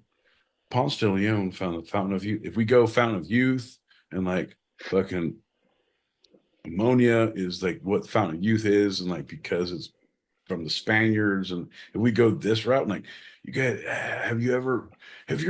you know conquistadors? Well, their helmets are made out of pure ammonia. Like if we go that route, John, I am all ears. I'll be like all too filling. Yep. I'll fucking I'll use the hands that I should say I shouldn't use.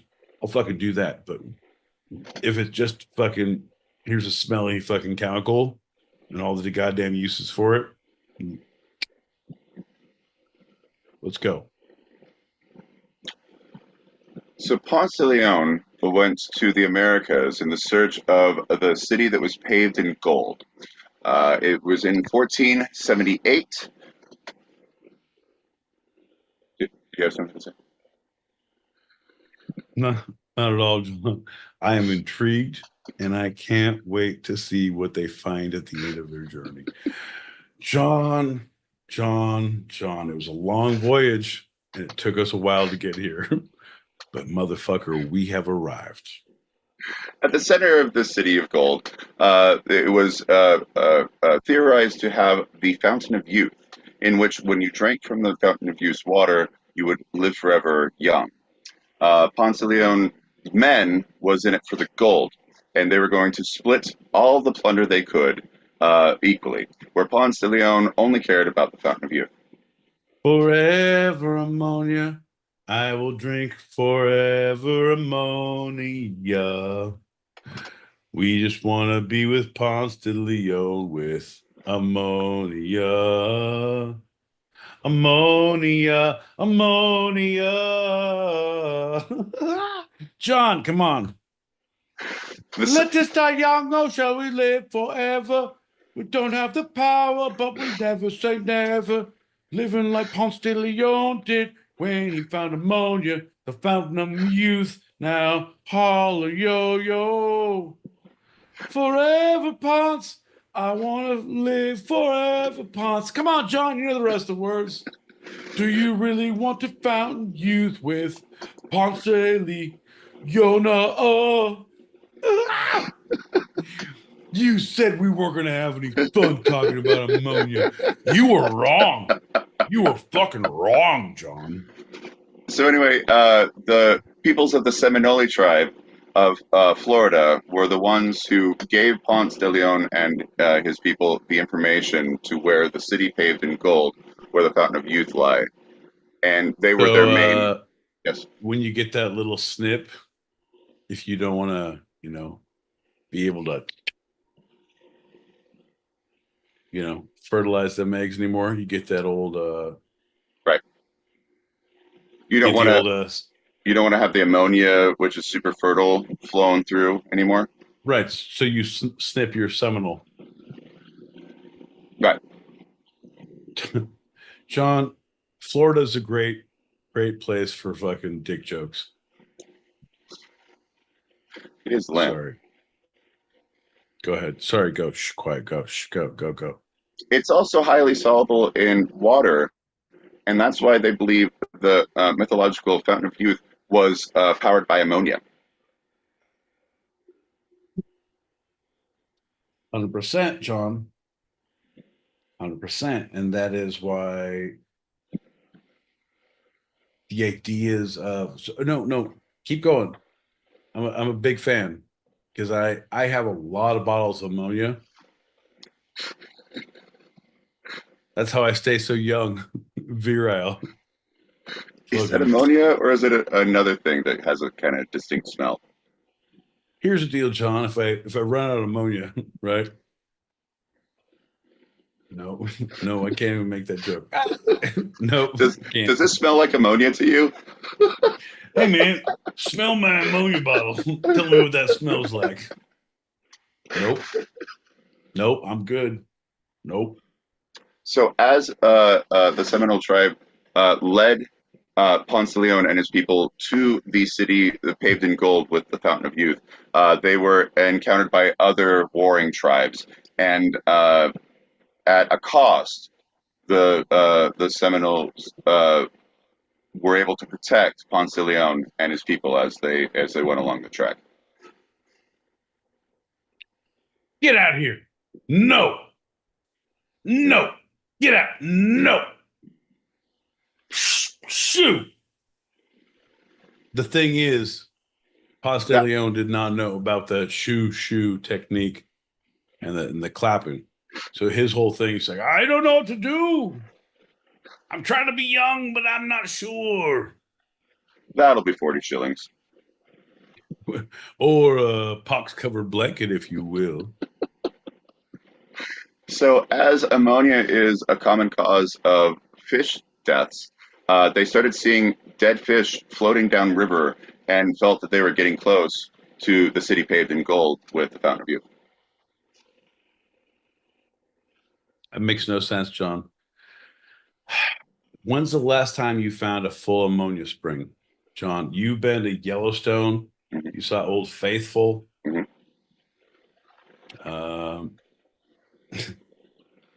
A couple of your old lady friends were unfaithful.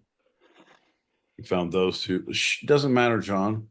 Like clockwork, they went off at the same time, just like goddamn ammonia geyser. You know what I mean? But I'm not trying to rehash. Shh, Daddy's got you. But hear me out. So, is there a way? Does fucking nature have a fucking way? Is there a way to like? Does ammonia? Is it a thing? Like, does like the Earth's like, I'm not water. I'm ammonia in this bitch. Oh, I'm glad you asked, because ammonia, this is a very rare occurrence. It exerts a biochemical oxygen demand on receiving waters, which referred to as nitrogenous biological oxygen demand, or NBOD. Give me your shit. Give me your shit, water. Oh, you HCO? Quiet. That was the time where I slur. I'm like, I listen to that. I'm like, God damn it. You're better than this. You're fucking better than this. Oh, you H2O? You H2O going nowhere? You give me your goddamn shit. And is that how fucking water gets hijacked? I mean, yeah, it occurs because dissolved oxygen is consumed as bacteria and other microbes oxidize ammonia into nitrate and nitriate. Give me your shit, H2O. I'm a nitriot and I have things to do. John, John, fuck your couch, man. We should pitch this to Hulu, like something like if we put faces and names and there's tribes, the Nitriots and the fucking, we can call them the Water Tribe. No, we got to use something better than that. We got Argonauts. Nope, that's already been used. John, the Aquifers. No, that's a thing. Doesn't matter. Fucking warring factions, right? Yeah. John. Oh, and this way the kids can know how ammonia is made. You know what I mean? Right. Not only is it fucking great for the senses as you're watching fucking great animation, but it's good for the kids. And that, John, is how we get our grant. We're going to get a grant and a Hulu show. Fuck yeah, John. So this very unique biochemical oxygen demand, when it interacts with water, results in a reduced oxygen and decrease of species diversity and the fish kills. But also, they believed at that time eternal youth. The demand. Give me your oxygen and your fish now. Yes. Biochemical oxygen demand. It's very rare. That's why you've not heard of it. If you want to live forever, give me your oxygen and your fish. I demand it. This is the weirdest pre-fucking cursor to Terminator I've ever seen. So, because ammonia is odorless and colorless at room temperature. Odorless, colorless, tasteless, but deadly to the senses, John. I've spent my life building up an intolerance. Intolerance? No, I'm very tolerant to ammonia. It will kill me if I look at it. Immediately. Yeah, immediately. I'm not good with ammonia. But my tolerance to iocane. Now that is something I will tell you about later, but I digress. Until it interacts with decaying matter, the Seminole tribe was able to tell Ponce de Leon's people that they were able to smell the ammonia, but it hadn't been activated. And as they got closer, the Ponce peoples started to smell the ammonia as well. And so they knew they were getting close to the city paved in gold that has a fountain of youth. Yes. I believe they say those who smelt it dealt it in the city of gold. So I believe that you, my indigenous friend, therefore dealt it. I will follow you. John, we got to get more ammonia, John. Stop asking for hostages for your birthday. Start asking for ammonia. All right. I'm just saying. You get farther with honey than you do with vinegar. And you get farther with ammonia than you do hostages. I believe is the old saying. That makes no sense. You can get way more ammonia if you just take one or two hostages. John, I've seen it 100 times. So as the ammonia smell became stronger and stronger, Ponce de Leon was certain of his eternal youth as undeniable. And they got to the city with white walls and what looked like golden pavement going into the city beyond those white walls. And that's when the Seminole took their money and left them. Only to find out that they'd been duping them the entire time. It was just another city and they had nothing. And Ponce de Leon always wondered, how did they create that ammonia smell that led us, we thought, going to the Fountain of Youth? Was it ammonia? It wasn't ammonia in its purest form. They used a vessel to help with that ammonia smell. John, if I had a nickel for every vessel I used, oh, John, I would have a mint, my friend. Tell me about the vessels that the Seminoles used. Oh, they used a lot of cats. The Seminole vesicles. Nope. Seminole vestals. Nope, that's not it either. Tell me about the vestibules. They're little kitty cats, and they piss everywhere. Yeah. You guys like cats, right? Well, you're gonna love cats after this trip. Fucking shit, John. Can't trust the cat people. Said it 100 times. Said it 100 times. They're And they always also out to get your. they killed the fish. They sent them downstream. It was a big con. It was just a big con. They all rub their noses like this. I believe Paul Newman was actually part of that fucking Seminole tribe. It was crazy. The Like Seminole he is sting. such a It's gone he is down as such the a Seminole great string. he is such a great actor. Holy shit, you guys. Send the fish now. So that's the story of Ammonia. Hey John, here's a little story I'd like to tell about the ammonia smell you know so well. Started in the cat box. Doesn't matter, John. We can't go any further than this. Copyright. It's a horrible thing. Well, the sources for this episode of Two Sided have been first segment, Britannica, JewishVirtualLibrary.org, and Hometowns2Hollywood.com. Second segment, American Chemical Society. How is that a thing? How is that a thing? Hometowns to Hollywood.com. It sounds like you fucking went to a Maps to the Stars homes in Hollywood. Like, oh, this is where fucking Ashton Kutcher lives.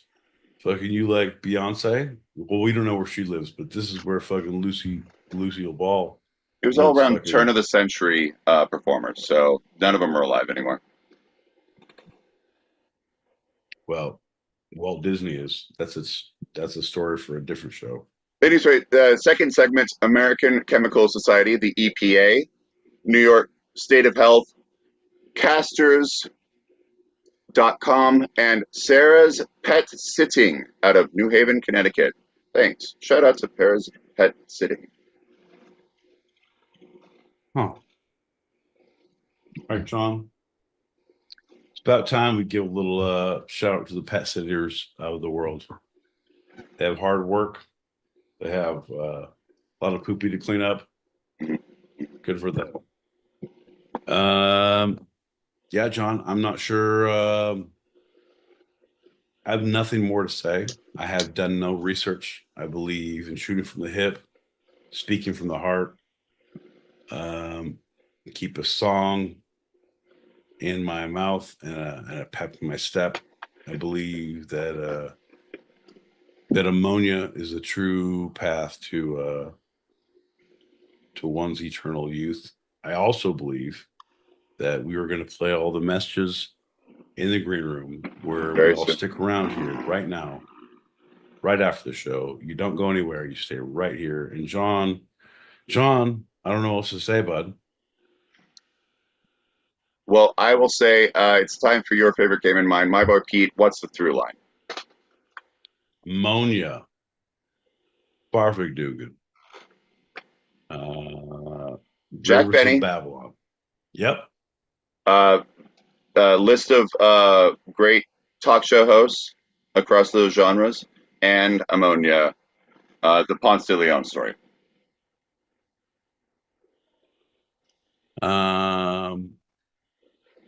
A good bit never lets the people down. Is that your final answer? I will convince you if that's not right. I'm going to say that's right, my boy Pete. Life's pretty funny, even when it stinks. Yeah. A good bit doesn't let the people down, John. My boy Pete, I'll say it again. Before we get out of here, is there anything from this episode you'd like to take a second glance at, a second look, a second thought, a second opinion? This is Pete's Retraction Corner. No, I just wish I would have had more ice. That's it. One more shot? Yes, sir. Well, thanks for listening, everybody. We have our open chat show continuing for those listening live on the Stereo app or watching on YouTube. So if you are here now, regardless of the platform, stick around. And if you're hearing this later, you want to join us in the green room for our after show wind downs, or want to throw some topics out there, email twosidedpod@gmail.com. That's TWO sidedpod@gmail.com. Cheers, brother. Cheers, everyone. Look out.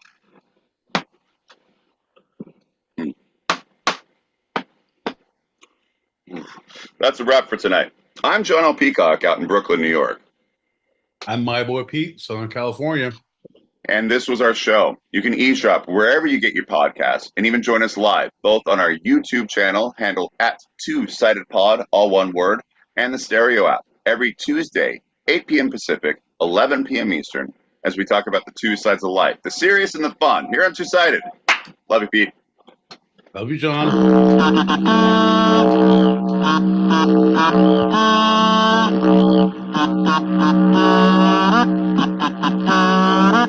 No, sir.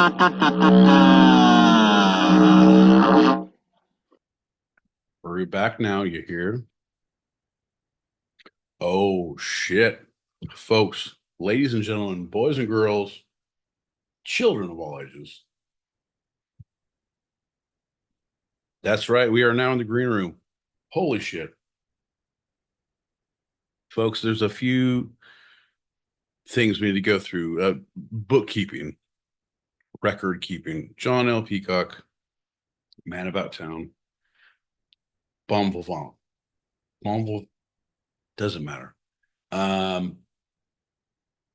He was on vacation last week and did the Lord's work. Made it through all the things. I am going on vacation tomorrow and I'll be back on Tuesday. But coming in hot, coming in super hot. So I'll be home like 20 minutes before the show. So you know what that means. Heavy drinking, poor choices. Pretty much a normal Tuesday.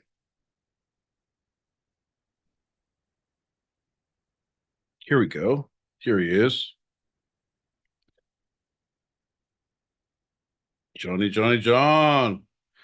and gentlemen, boys and girls, the man, the myth, the legend, John L. Peacock. Hey, bud.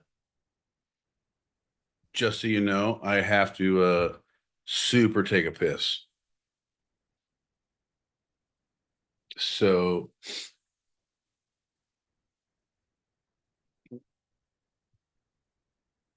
you don't have to do anything while you take a piss. I just need you to not fucking lollygag. We know you as a infinite lollygagger. Ladies and gentlemen, boys and girls, children of all ages, John is the infinite lollygagger. He's a tomfool. He's a shenaniganizer who must not be trusted. I don't believe in many things, but I believe in putting John on blast. That is my campaign for the fucking presidential run. John, here's something I need to tell you that you need to put into your fucking bonnet. Actually, and I'm going to send a link to Foxy, and I'm going to send a link to Desert and Muse. I'm going to say, I don't know how Muse, I don't know if you're going to be interested. I'll be honest, but I feel like the Foxes will. I feel like you will. I just figured out with Joey and fucking Dave and Griff and all these guys are down. So there's a festival. It's like a 4-day festival in Mojave near Black Rock where Burning Man is. But they have it's called Wasteland, and they set up a whole tribal village where everything is based on post-apocalyptic. It's a cross between Mad Max and Fallout. So all the currency is based on bottle caps. So you do jobs, you join a faction, you barter for random shit like sunglasses, and here's a switchblade with a fucking doll's head on it. And here's a fucking lighter with a fucking rabbit's foot. And you barter all this shit and make friends. And then at night you just party and there's music and shit. John, it's stupid. And so I was talking everyone, I'll send you the links, and there was like little documentaries about it. But bro, it's like I'm down for Burning Man, but I'm not trying to pay $700 to go to Burning Man and fucking I'm gonna do it. But I feel like this is a lot more attainable in a weird post-apocalyptic playa sense. I'll send you the fucking links, bro. It's amazing. It's amazing. What do you think about that, John? What do you think about that, John? I think that's pretty amazing.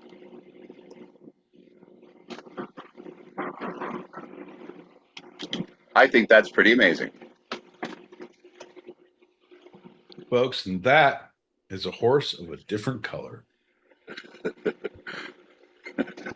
want to pop those packets? I want you to. I'm going to go take a piss. All right. Yep. Mute yourself. I'm gonna. I'm not an idiot. Actually, I'm an idiot.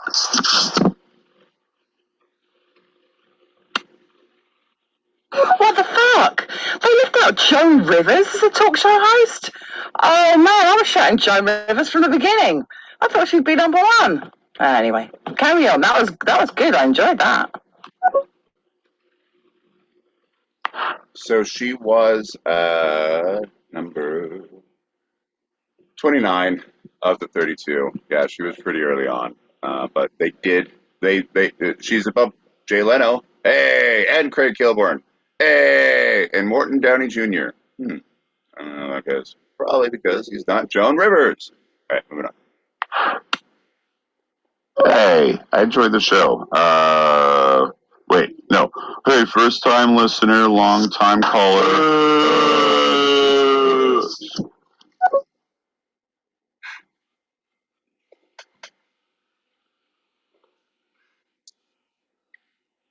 I don't know who that person was. They're a little nasal and pinched, so we'll just move on from that.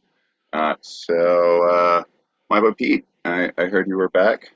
Or no, he's what is it? Draining the kidney. He's tapping a kidney. He's draining the gizzard. He's seeing a man about a horse. I believe is the most famous of those colloquialisms.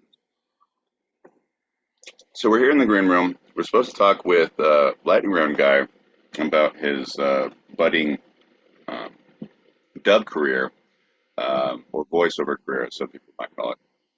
But we also have Foxy and Muse Lover in the stereo streets, and most recently, my boy Glenn was throwing some names out there for us. Thank you, and Jules, always a pleasure, always a pleasure.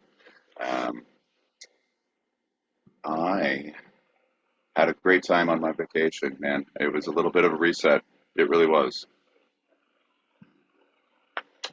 I got blisters on my fingers. Sing me thanks. That's not true. That's not a thing. John, no one wants to hear about your vacation because it's done and over with. They all want to hear about my vacation because it's not. It's on the cusp. We're on the precipice of stupidity. John, I have saved up bail money for 2 months, John.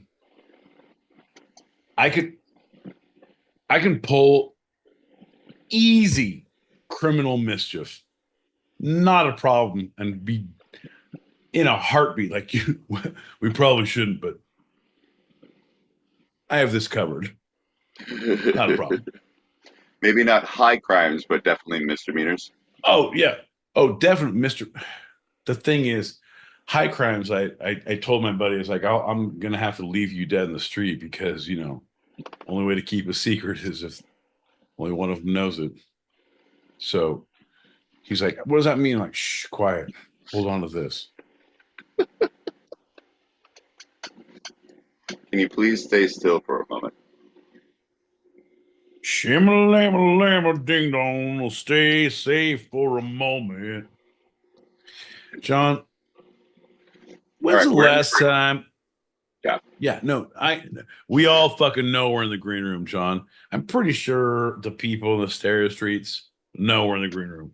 I'm pretty sure those of us in the YouTube channel have a basic knowledge of how the show works.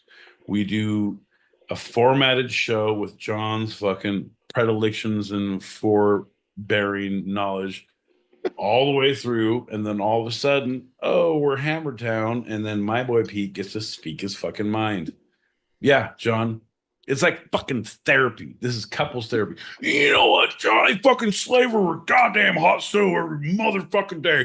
I don't need to hear about fucking ammonia when I come home at night. Anyway, That's folks, what the green room's about. we're working through it. We're working through it. Pop that faggot. Of course, he would say that. He doesn't ever support my dreams or hopes and ambitions.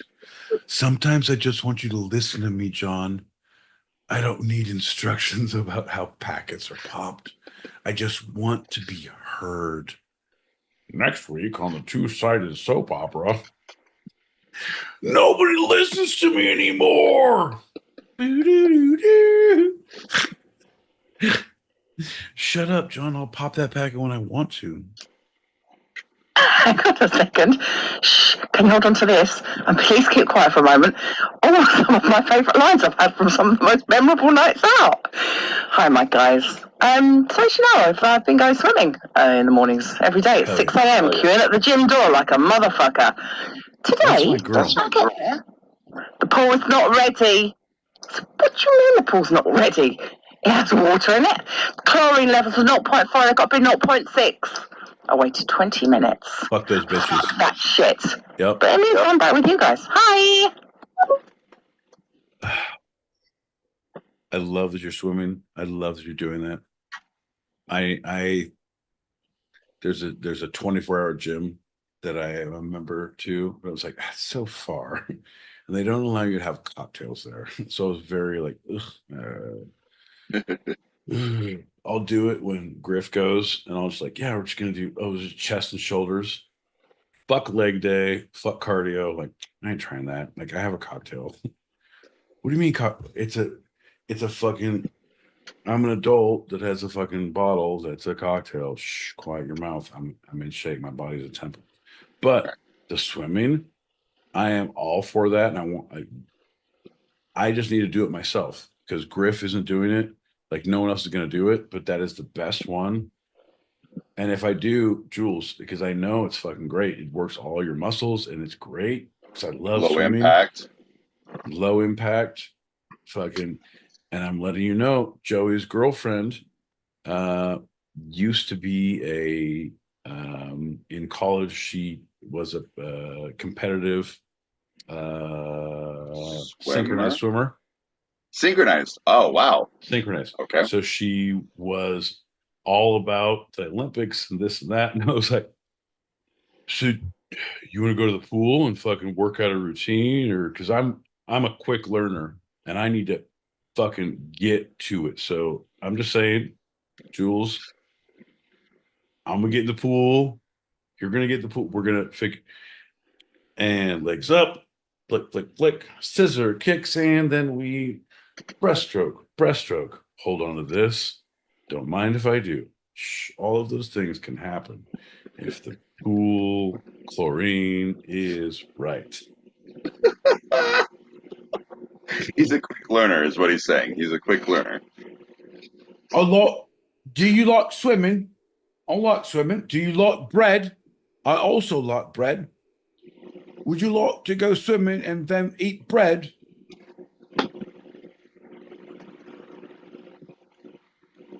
I'm not, John.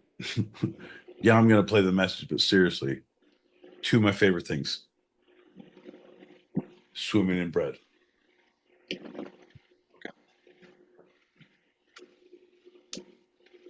My boy Pete, I think you've come up with a brilliant idea, and that is, surely, for the love of the LFG, there's some kind of exercise class based around drinking. So, like, it would do your biceps and triceps real good if you were like shaking a cocktail shaker, right? Right. I mean, look at those guys. Some of them are super fit. And then, of course, if you hold, a bottle in each hand, a full bottle, that's your resistance training, balance, because, you have to balance. I mean, come on, you can work this. More ideas. Because you're doing not wind sprints, you're restocking the bar, holding them out in preacher planks. So as you go through with open containers, anything you don't drop is what your team gets to make cocktails with in the second round when they do the cocktail shakers. So not only are you doing a relay race for working your lats, your traps, your delts. Holy shit. When's the last time you had a good deltoid workout? Well, let me tell you about little thing we call the cocktail relay, John. A lot of people don't know about it, but here's the deal. It's a $49.99 a month, right? A week, I think. Actually, I think that's a week. No. It's a month, John. We're a good opener. But with that opening class, what you get to do is you get to work with wooden blocks and you get to watch the real class members participate.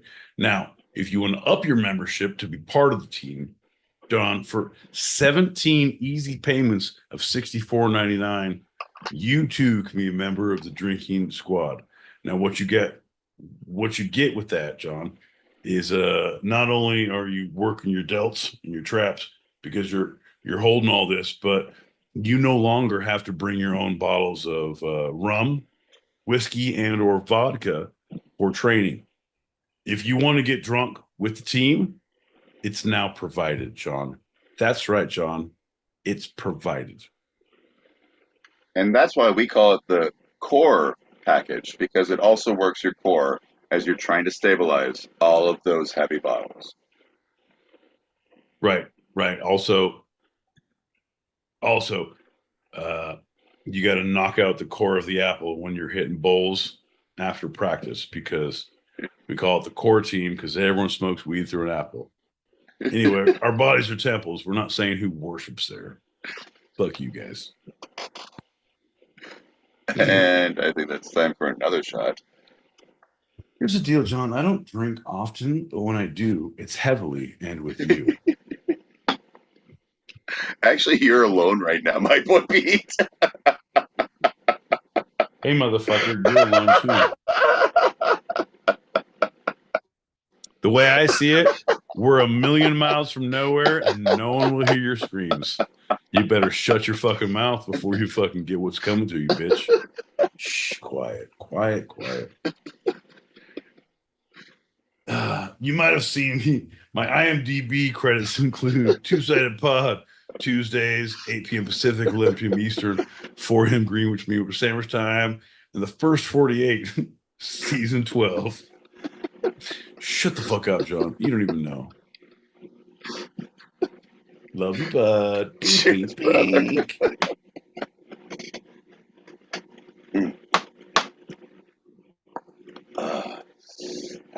I'm going on vacation, getting drunk on a plane, yeah. And I already packed, so I don't have shit to do.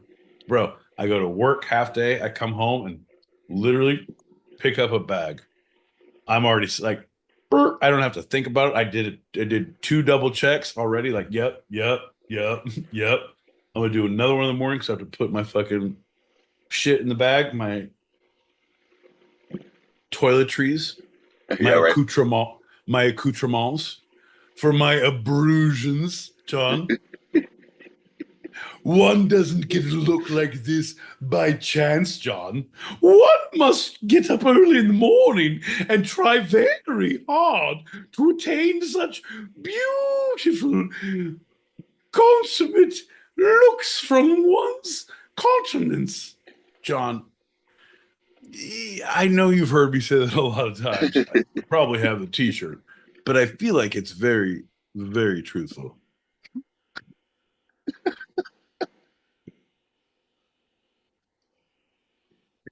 John, do you want to see a dead body? No, that's not it. Nope. Quiet. That's it. When you say it too fucking flat, it's like it's like fucking serial killer shit. Like, you ever dance with the devil in the pale moonlight? That's a lot easier to fucking stomach if you're having a weird segue. You know what I mean? Let's all work on ourselves. Let's collectively, as a foundation, yes, I'm just including all of you in my shortcomings so we all can work together and I don't feel as bad. Let's all work together at being better at our segues. Shall we? Yeah. Yeah. Did you know mistletoe can be deadly if you eat it? You know, dogs and bees smell fear, John? Did you know the human brain weighs 6 pounds? Did you know chlamydia is not a flower? Did you know syphilis is one of the most beautiful words in the English language?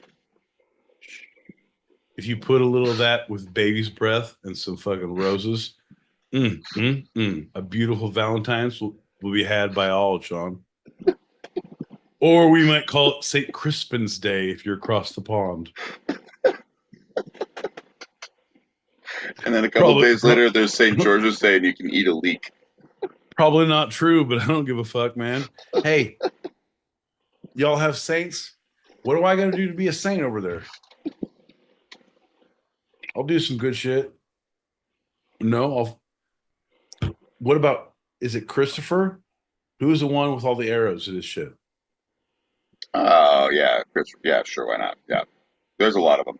2 miracles and die. And, kind of beat about. That's it. That's all you need. All right.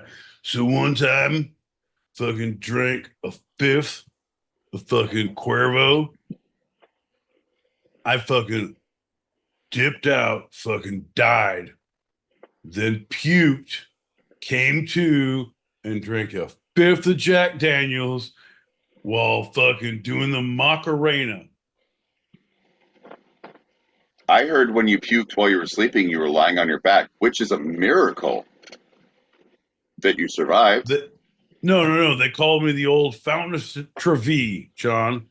I was like a fucking Roman statue that fucking tourists come to see. Like, look at him. He's on his back, just fucking spouts up like 6 feet. He's going to choke on that. No, there's so much pressure. He's never going to stop. Is he Old Faithful? No, he's Old Forester. Right? Miracle number 2, John. Miracle number 2. I once toasted an entire loaf of Wonder Bread, and every fucking slice had my continence upon it. And I was like, if that ain't fucking a miracle, I don't know what is. Also, I was bleeding through my eyes at that. Well, that was because of the outbreak. Dustin Stigmata? Hoffman. No, I didn't do the hands. I don't believe in that kind of religion. Oh, wait, that's what makes you a saint, is actually believing in that kind of religion. All right. And no, then I had a stigmata and I had all this Wonder Bread. Right? So stigmata, look at my hands. Fucking look at my hands. And look at my loaf. Fucking, it's Iron Kids bread. Fucking kids love it. And it has riboflavin and niacin. I think that's it. That's enough. My boy Pete, you are now dubbed Saint. My boy Pete, the saint of the less you know. Keep fucking humming. Hum less. Fair enough. None of that shit. You're all sainted now. Only a saint can saint's a saint.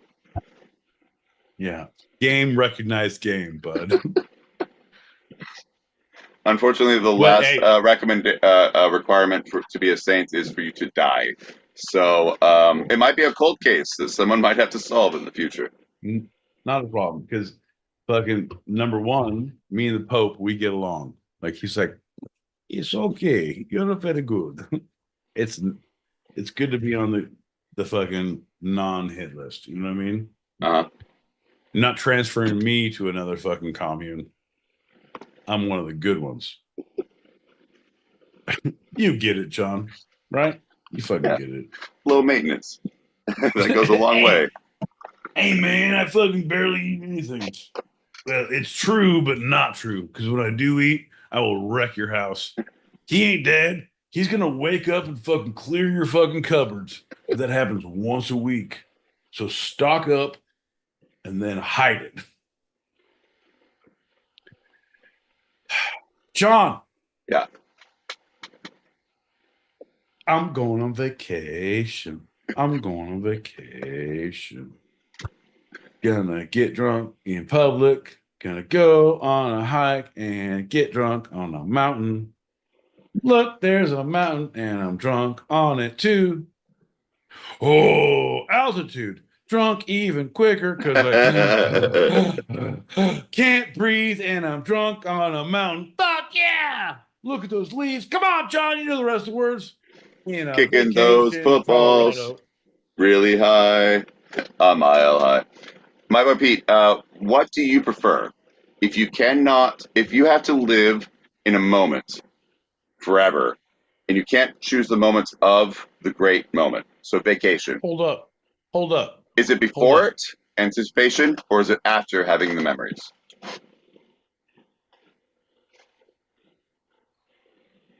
Fuck you, John. No. I can't think like that. Like that blows my how I live life, how my reality is. I can't think because no. I love this. I would have to say I love this more. But the stories and fucking everything is great, but it's the moment. That is what I live for. That is what I focus on. It is the moment. I don't want to take pictures. I don't want to. I'll pose for pictures. I'll like get with a group and do a thing. I'll fucking the last time they said, "Do you want to be riding the horse in red or blue?" And I was like, "You can take pictures of me as I joust. That's fine, John. I'm good with that. But I'm not going to do it myself. Like, oh, everybody pose. Like, here's 1,000 pictures of people. And I know they should. I know I should, but I don't because I want to live in the moment. I don't need to have a camera here and see the thing. I just want to be here. I just want to be right. Hey, if you want to take a picture, that's great. You can send it to me. You can post it on the fucking memorial site. That's great. I appreciate that. But I'm not trying to fucking everything I have is here and now, baby. Everything I have is here and now. So, long story short, I guess the precursor. So, fuck you, John. Well, and that makes sense because it's still living in the here and now. It's looking forward, but you can still be in the here and now in that perpetual moment. You don't get the moment. The other thing is looking in the past. It's like I used to be a great football player in high school. No, John. I could throw that ball over that mountain. Look at this. Look at my arm, John. They said we could run down there,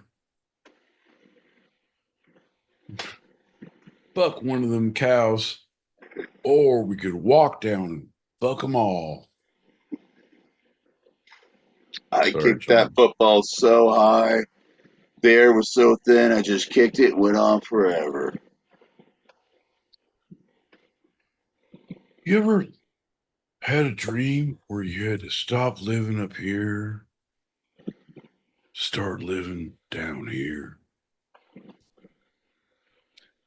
Well, You'll never have to live that way when you drive a fucking Chevrolet.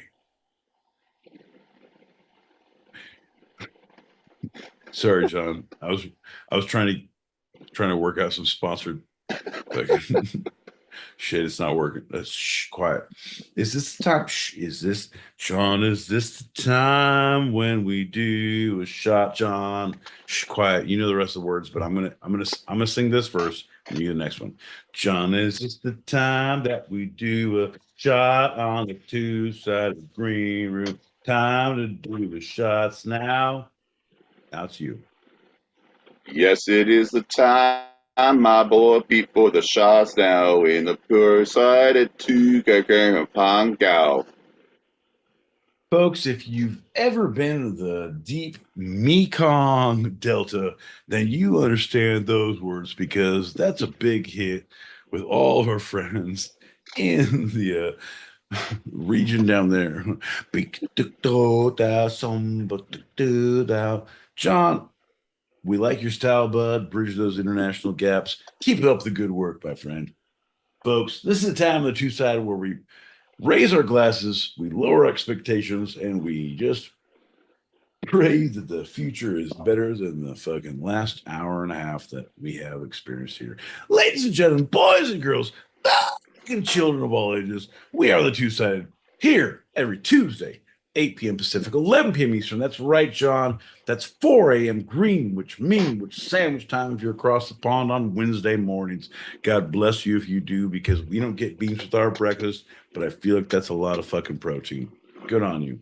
Good on you. John, cheers to you. Cheers to Cheers to everybody you. listening.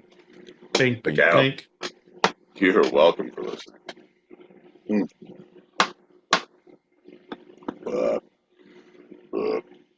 We got some packets. Pop.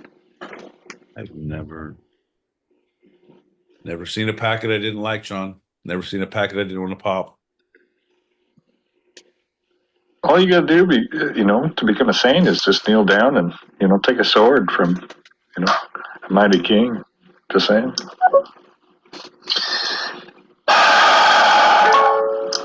My kingdom for a mighty king with a sword. If someone could, I'm not good at directions. If someone could point me in the direction of a mighty king, I would gladly take his sword and become a saint. I'm horrible at directions, and my GPS is all fucked up. I said I can find Starbucks, I can find the Vons, and I can find gas stations near me, but no kings with swords. This is bullshit. Fuck you, Siri! You're ruining everything. Slash, it was the queen then, but, for that joke's purpose sake, just needed the kings, big old king, shaft to come down and tonight, yeah. But I love it, man. Brother, it's so good to hear you. It's so good to see you here. My man, the Seeker. Good on you, bud. Pete, how did you become the old faithful, with lying on your back and being able to, spout out so much? What do you eat that day and how much you drink that day? Bro. What kind of drinks do you have? You like, is it kind of rumbles a tumby or something like that and just spews all over? Or Nope. for a friend? No, I'm 100% with you. The whole thing, it's a lot of rum. I do, depends on what the audience is, but I'll do a lot of pineapple or mango if I want to be a crowd pleaser. But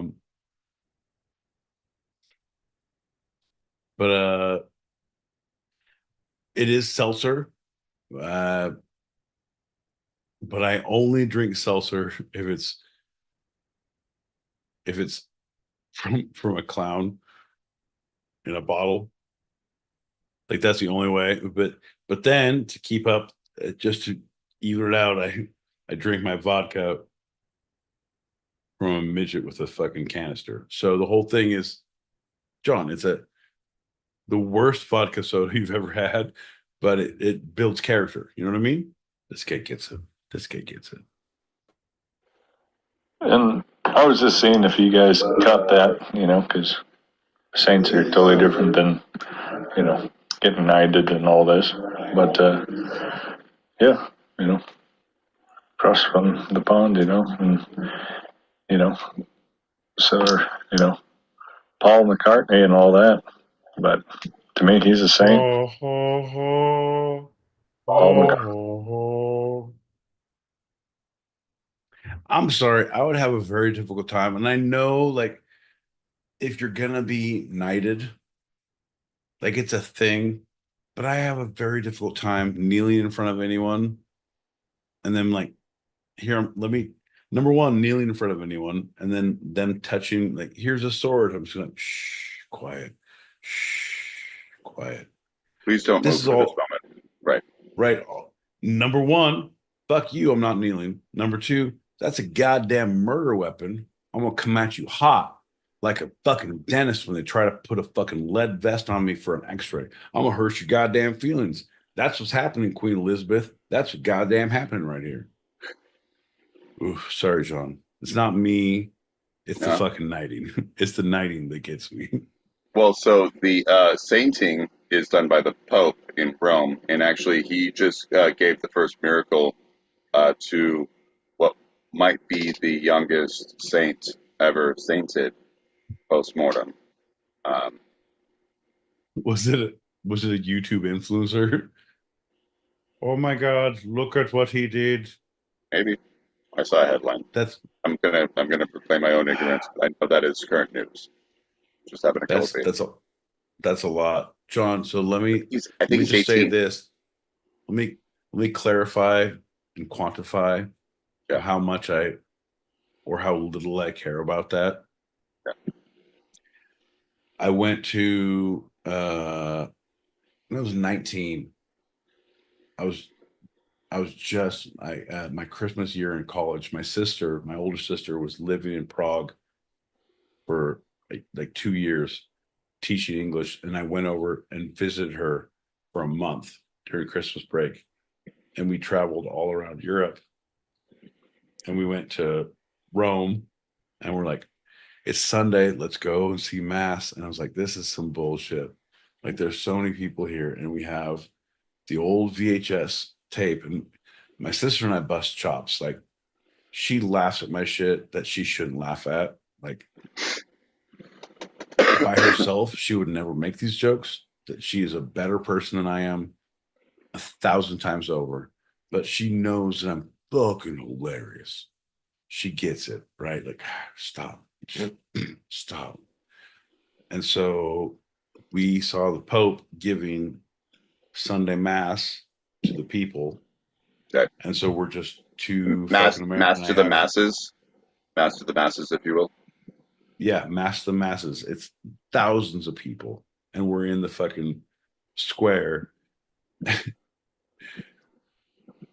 I'm videoing all the shit. Like 5 minutes in, like, what the actual fuck? Kate, I'm gonna translate. I'm gonna translate for the Pope. And so then I'm zoomed in on the Pope. He's like, "Besa prego tutore. It's no tonle piso." It was like, I like to wear robes, and I also run around when no one's looking with roller skates. It's a nobody. It's a prego. It's a canosule. Sometimes I just say naked time, and I run down the halls. John, there's like a 4-minute video in our family history in a VHS form of me fucking shit up like that. It's an early draft. Please find it, and then we can put it behind the paywall, and we'll make a mint. Or we're gonna fucking once again get the fucking Vatican City on our asses. Ugh. This is the last time I want the Vatican City as one of the fucking counterparts in our. No, quiet. There's so many things that I can't say. Fucking bro. No, I'm with you. I'm gonna pop some packets. I'm glad you're in. Okay. Yeah. Fucking Dixon Mason, my man. Bro, I've been following your shit on Insta. I am a big fan. I just need you to post. I was telling John, I feel like you're the heart. Like, I don't know where you are for your things, but I want to go to them. I want to be on a fucking festival track or something that is a weekend. You got some good people there. You got some good fucking shows. You got some great bars, man. That, just tell me, like, yeah, you got to let us know. Like, I love your IG, but hey, here's this. It's happening this weekend or next weekend. We're doing this. Let me know, man. Let me know.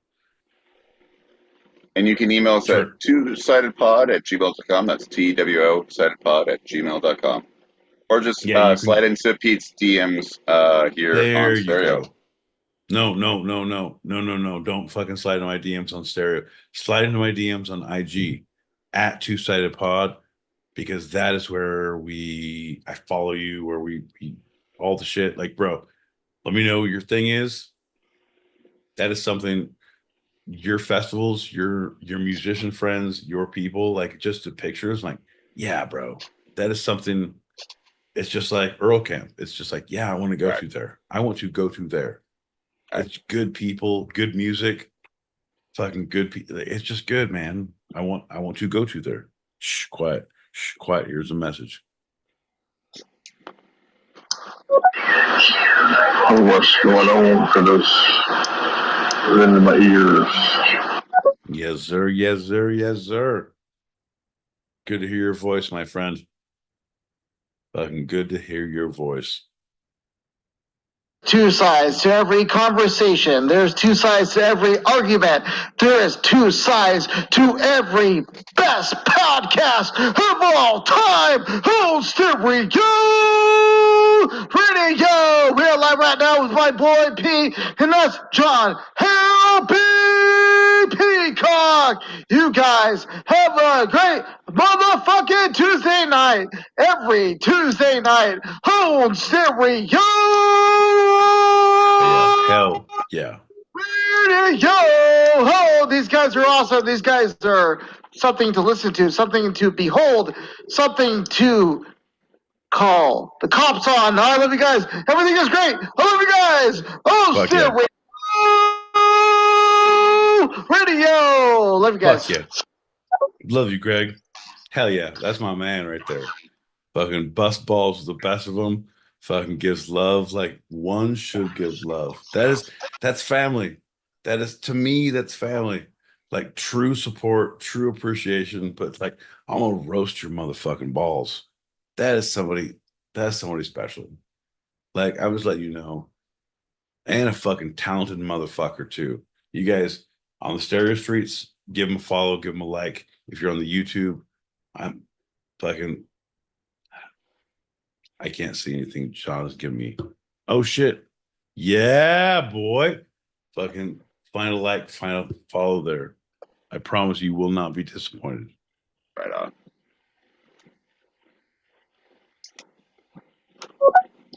Hey now. How's the pod going? What are we talking about tonight? Bro, I'm so glad you're here. We have no form, no way forward. Right now, we just need a beacon of hope. We need a Sherpa through the indigence that John L. Peacock brings to this channel. Yeah, John, I said squalor. I didn't say that, but where's squalor? Fucking, you go to Mentone, just outright find Barstow, take a hard left out of Barstow, fucking squalor. Also, you guys, we definitely all should go to Vegas. I'm just saying. It's not for me, it's just for my bookmaker. If I bring 7 people in, he won't break my fingers. Anyway, I'm gonna play this message. Shh, quiet. Speaking of Earl Camp, so, hey, wait a minute. Hi, John. Hi, Pete. What up? Yeah, so I'm fairly certain that that's no longer a thing. It's worse than I thought it was, and the following week, yeah, it pissed me off too. But as long as you don't have tickets bought yet, you will be reimbursed for the campsite, allegedly. Right, allegedly. How do you feel about pacing 27, 28, 29? Ooh. Yeah, the following weekend. We have a possibly? No, it's happening. But it's gonna be like BML free land. We're gonna.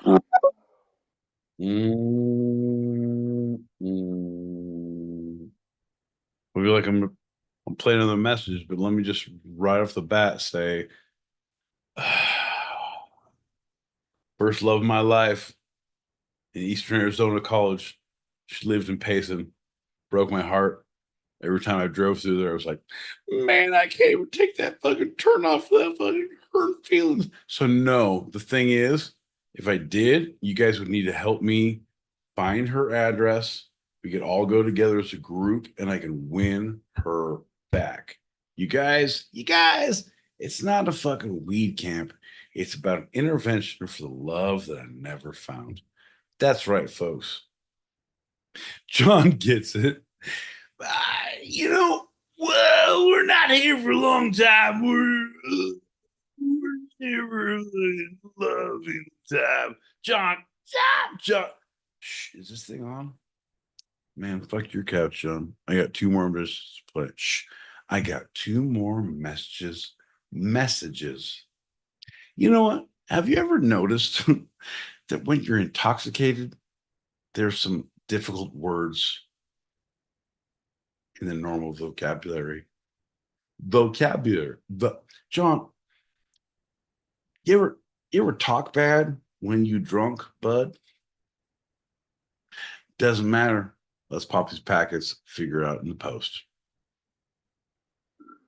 But these people that we were kicking it with last year, and that had the big village, it's them. And they were like, what about the two guys with the great voices? Those radio guys. You're radio guys to some people, so if you feel like a pimp, go on, bust your shoulders off. About the goddamn time someone noses for our dulcet tones, John. The silver-tongued liars strike again. I don't know what you're talking about, my boy Pete.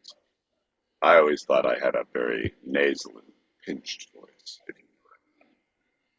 No, but yeah, no, it's rough. It's like once you see the picture that is behind the voice, we're all fucked. I show up drunk and like, yeah, you kind of sound drunk when we like, oh, look at this. Mm. Like, you're a monster. You're fucking one of the nightmares on Monster Inc. You harvest screams from children. John, when's the last time you harvested a scream from a child? Well, I mean, I was on vacation.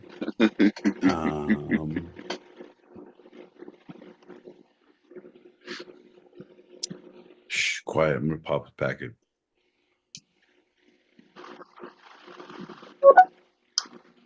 I think my first time going to Vegas would be with you two unknown characters to me.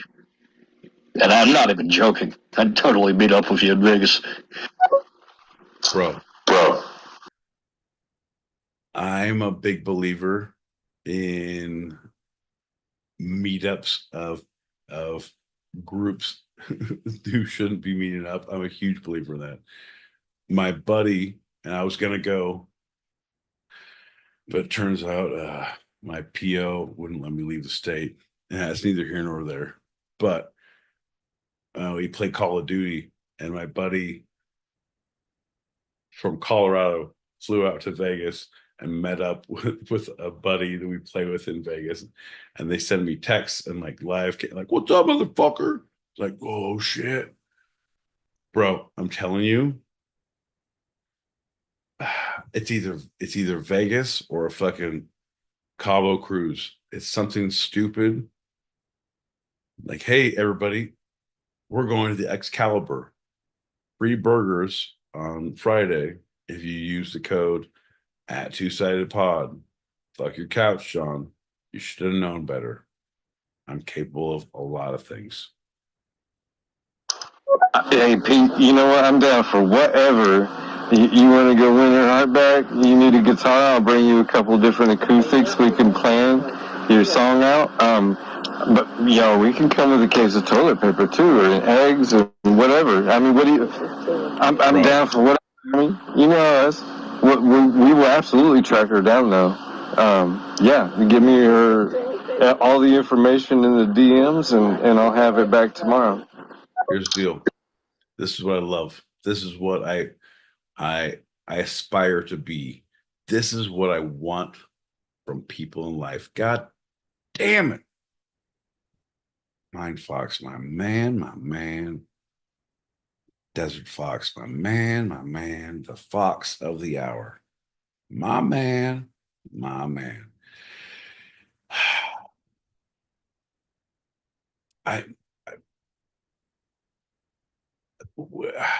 We're gonna have to think about timing. I got to look at, because I know the next weekend after I had some shit going on, because I was squeezing this in for Earl Camp, but I am not afraid to throw shit in to November, December. Hey man, what's fucking cracking? You want to get weird in the playa? You want to go to the fucking desert? You ever been to Red Knolls? Puerto Penasco, Puerto Mexico. Penasco? Have you been to Red Knolls? You ever fucking lit a fucking goddamn tire full of gasoline on fire and push it down a mountain? Welcome to Arizona, motherfuckers. Yeah, I'm sure you have. I did that. And that was my introduction to Arizona. That and sopapillas. Like, oh shit. Indian fry bread and gasoline fires? This is brilliant. I love this goddamn state. I am in like fucking Flynn. For a desert little venture around Arizona, we have a couple of options. So, you ever danced with the devil, pale moonlight? Am I a beat? Yeah, it's a little something I like to ask anyone when they cross the border, and have John yell at them about their bottles they buy a beer with. You guys know, and I'm if you're down, John, there's very few times I can't offer your mom's house, but I can definitely offer your house. So anyone who wants to go to see John, DM me, and I will give you John's address, and you can stay there or fucking murder him. Either way. But if you guys want to fuck with Mexico and John's down, I am 100%. Let's all fucking post up. We'll figure it out. We'll find ourselves in Phoenix, leave our cars in the parking lot, take a goddamn van across the border, teach some goddamn lessons, John. And when my boy Pete asked if anyone wanted to watch me DM him, he was actually meaning drug/induced manipulation him. So that's how you can see it. No, I was gonna say drug mule me. You guys want to fucking make me fucking keister something and go across the border? I don't give a shit what border. I'll go Canada, fucking Mexico, fucking. I'll drop on whatever flight you need. You want to go to Eastern Bloc? I'm in, baby. Sign me up. DM me. Packets. DM me now. In Mother Russia, drug mule insert into you. Shh, quiet, John. We all have perfect faces for radio. All of us. My mama said I had good features, though. Vegas, Vegas, Vegas, Vegas. Oh, I'm absolutely down for going to Vegas. Show me the dates. Let's go. Let's go. Let's go. Oh, I'm excitable now. Let's go. Let's go. So, John, I'm okay. Come back in. Come back. Guess we have to really, truly like. If you guys want to do the two-sided pod Vegas excursion, if we're doing it our way, they did it the two-sided way. What is a drunk if not a drunk? He falls down on strip streets in front of the punks. John, come on. Here's the deal. If we were doing it, we wouldn't be like, all right, we're all go to Caesars and we're all doing a block of room at Caesars. No, motherfucker. We're going to go to downtown Fremont Street. Fremont Street. It's $29 a night at the hotel. Like, we got $4 fucking blackjack. All you can drink beer for like $9, like something stupid where everyone will make bad choices, John, because we're not here for a good time. We're here for video content. Ain't that right, bud? You thought I was gonna fucking say something different. Hit it. You know you're doing well in life if you have a promo code for the Excalibur. That's right. My lord, the Green Knight has thrown his gauntlet down. You must be doing well. Scan the QR code and support the Green Knight's rise to power. Man, you're doing real good, bud. We actively have friends in Cottonwood. I mean, November, December is going to be a little bit colder to camp, but I mean, I guess technically we don't have to camp. No, but I'm saying, bro, hear me out. I mean, yeah, we need to work on that. No, I'm with you. Nah, hotel suites, we're defeating the purpose. Yep. Yep. They have a van. Maybe we need a van. Maybe we need a van. Yep. You can sleep in it. I don't know. Yep. But yeah, absolutely. Bro, I'm out. Hear me out. Give me availabilities and we'll December, I'm down. We'll investigate our prey. Bro, Right. I don't want to be speaking out of turn or sound uncouth, but I'm down to fuck in December. Hear me out. So Cottonwood is good, but what about, hear me out, because if we're have a couple months, we have a thing, like what if we go to J Tree? What if we go to Joshua Tree? It's farther drive for you guys, but you don't have to get a van, you don't have to get shit, just fucking any fucking transport point A to point B, and then once we're out here, we can either camp, we can get fucking trailers in a campsite with a bunch of other people in a hippie fucking commune in little camper trailers. We can fucking get camps. Like, there's so much shit. And to me, that's, if I was doing something local for me, I would do J Tree. So think about that. I'm down to drive to you guys. I'm down. Fucking down. Like, we look at that. I'm down. But think about, but again, like, and that to being like, oh, because that's good. But let's also fucking put in the books, put in the fucking thought process of a Vegas trip or a fucking Cabo cruise. Something easy, like a 3-day, 4-day Catalina, fucking Ensenada. They won't find any bodies if they fall off. Not that. I mean, free booze, fucking midnight buffet, all the good stuff. You know, shh, quiet. John. I'll pay for your ticket. You'll be fine. But can't we technically do that at Circus and be on the far end of the strip? Exactly. See, and the great thing about Circus that I love is it's a fucking full arcade and a circus. So you're playing arcade games and you get super hammered, and you're like, I'm gonna go see where these fucking circus performers go in their off time. I'm gonna make friends. You guys want to fucking do a pyramid? I have two buddies and fucking $52 in fucking tokens. You guys want to do a pyramid or what's up? Shh, it's fine.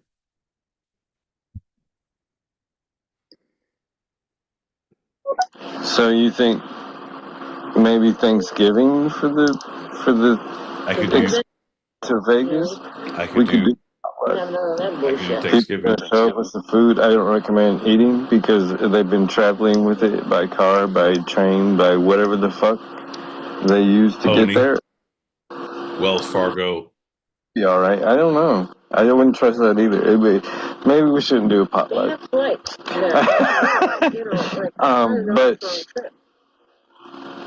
should it be maybe a week before Thanksgiving? Maybe. It could be Thanksgiving, but I just imagine that the rooms will be more expensive then. It's the only thing I'm thinking in my head. So I'm trying to maximize the possibilities of cheapness. I'm sure there's an app for that. Oh, there's definitely an app for that. But at that point, I've found if you're gonna do Vegas, it's if you go cheap during the week, like during the week is super cheap. You can do whatever. Weekend usually goes up, but if you're going downtown, it's cheaper, but it's still expensive on the weekends. But I think if we're going to do that, and for me, it would work best for Thanksgiving because I have a couple of days off on back ends. So I have like 4 or 5 days to fuck with. So I could come home and be a human being after I go through the goddamn gauntlet. So I'm just saying it would work better for me. But I would say we just get an Airbnb and then it has like 4 or 5 rooms, and however many people are coming, that we all, here's $100 and we all pitch in and fucking here's rooms for a couple nights for everybody. And we all have our own place to stay. Yeah, we have to be a little farther from the strip, but we can all fucking drink and then fucking Uber to the strip and do whatever. I don't know. Well, we got to look at that. I'm a big fan. I'm a big fan of Airbnbs now. After we did Cabo, like, bro, you can get the best fucking places. Like, yeah, we can go out, but literally, like everything we need is here, except for Oh, you want music? No. You want fucking more people? Not a problem. Just go down and hang out on the fucking street. And like, you guys want to come up? Now you have people. Like, yeah. You can do whatever you like. I don't know. And I feel like it's because now you have your own space and you also get to be with it. Like, oh, you wake up. Oh, who's fucking getting drunk at 7 a.m.? Shh, quiet, folks. Welcome to the party. My boy Pete's here. Yeah. I'm gonna make pancakes after I get Hammer Town. Hope you're hungry. Saint, my boy Pete. Saint, my boy Pete. You're welcome for listening, John. Hey, we got 3 more, then Gingy needs to sleep. All right, bud. Don't get me wrong, I'm not opposed to $4 blackjack, though. But I'd rather be on the strip than Fremont. See, I'm with you. There is something good, but I work so much. It sounds like I was a fucking sex worker. I worked so much in the strip. I did I worked for Pioneer Electronics, and so I had to go once a month to Vegas, and I'd stay in a hotel and like live the Vegas life for 4 days a week or 4 days a month for 6 years, 7 years, and then you'd have CES, and I'd have to be there for a week, and then there was the Builders Conference, and I'd be there for another week. So it was like I just fucking lived in Vegas, and it was so fucking awful. And I found the more you're on the strip, it's great. It's fucking great if you want to pay the money to get the fun, and you are willing. But if you quiet, I just want quiet. I just want to get drunk and spend like fucking $100 a day. Quiet. Then you go somewhere else. If you're like, I can spend 5, 6 a night, yeah, and then not sleep, and then people are angry and like, yeah, like I was robbed. What the fuck? Like, you're good. You're on the fucking Caesar's Palace promenade. Shut the fuck up. Yeah, I'm with it 100%, but I definitely Vegas for me is a slow roll. The cheaper, the better. Like I can go fuck with some expensive shit if I want to, but I want to live in the cheap with my people. Like, hey man, when you smile, I want to see like 2, 3 teeth, maybe. Fucking if the cops roll up, I want to see everybody run, not just 2 people. I want aggressive my people vibes. You know what I mean? We should go when it is the cheapest, not Thanksgiving. Sorry for sending so many messages. Bro, you're good. No, 100%. That's the thing. I'm not an expensive person, so I will find. All right. Here's the deal. We all have to act like we're married and we're newlyweds, but if we spend 7 hours in a fucking timeshare, quiet. We're newlyweds. Of course, we're not gonna fight. Shut the fuck up. Listen to what he has to say, and we get a free night. Shut the fuck up. It ain't the first time I hustled a fucking timeshare, motherfucker. You guys stick with me. You get all the pointers.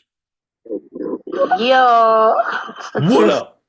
podcast where they get the broads during a podcast. It's a whole thing.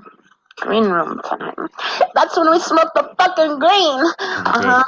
My favorite part. I like to come to the green room. Then I don't have to pay attention in class because you know I'm falling out.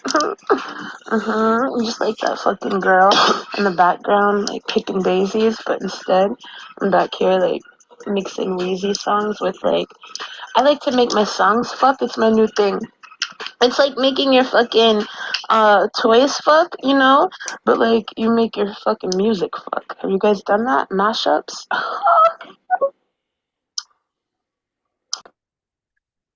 John, I've definitely heard of mashups. That is something I'm very aware of. I, sir, I am no stranger to a mashup, my friend. But when one describes it as making your music fuck, sir, I became unaware. And then when the description was provided, I truly no, I understand. I can't wait to smoke weed with you. I can't wait. If you have these fucking quips, yeah, man, I'm gonna make my music fuck. Shh, you shut your mouth. You do your goddamn work. I'm gonna smoke this joint. It's about goddamn time we have some fucking semblance of sanity around here, John. It's far too often that we are quiet, provided with quiet. No, John, look at me. John, don't do it. There he is. Nope, don't. Quiet. He's like, nope, not there. John, quiet. Nope, John, look at me. Thanks, bud. Folks, if you like the verbal aggression that my boy Pete stylizes on Tuesday night, if you like the silence that John O. Peacock provides as a the counterpart. Well, folks, you will love the Two-Sided Pod every Tuesday, 8 p.m. Pacific, 11 p.m. Eastern. That's 4 a.m. Greenwich Sandwich time on Wednesday mornings if you're across the pond. Folks, we are international in this motherfucker. We are bridging the gaps. Not my... Apparently, John's throwing up gang signs and I got to play some messages. So I'm not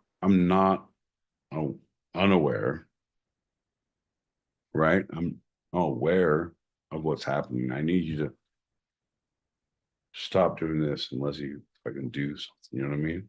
Like, don't talk about it, bud. I need you to be about it.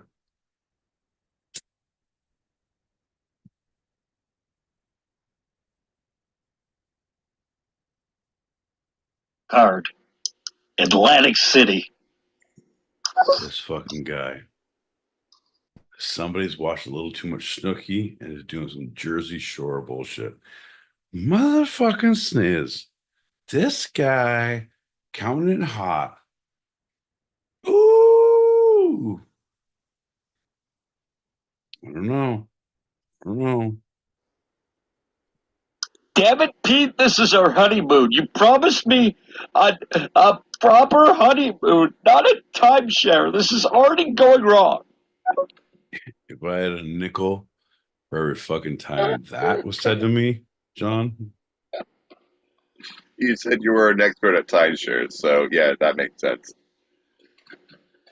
I'm saying, shut up, man. I told you we'd get a free night if you just keep your mouth shut. Your name is Mrs. My Boy Pete, and you love the fact that we're here. Shh, quiet. I have known many people who say they've gambled enough that they get those instant upgrades anytime they check in to a hotel. Have you ever received one of those instant upgrades from a friend or from yourself? Yes. Yes, I have. There's a couple. Here's a pro tip for anyone out there who ever travels, especially Vegas. I would say also Atlantic City, but it has to be.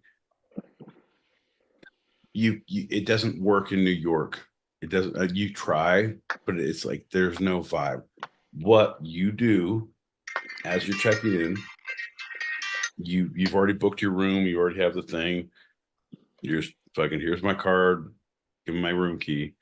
You take out a $20 bill and you hold it and say, I would love to take care of you if you can give me some sort of an upgrade or anything.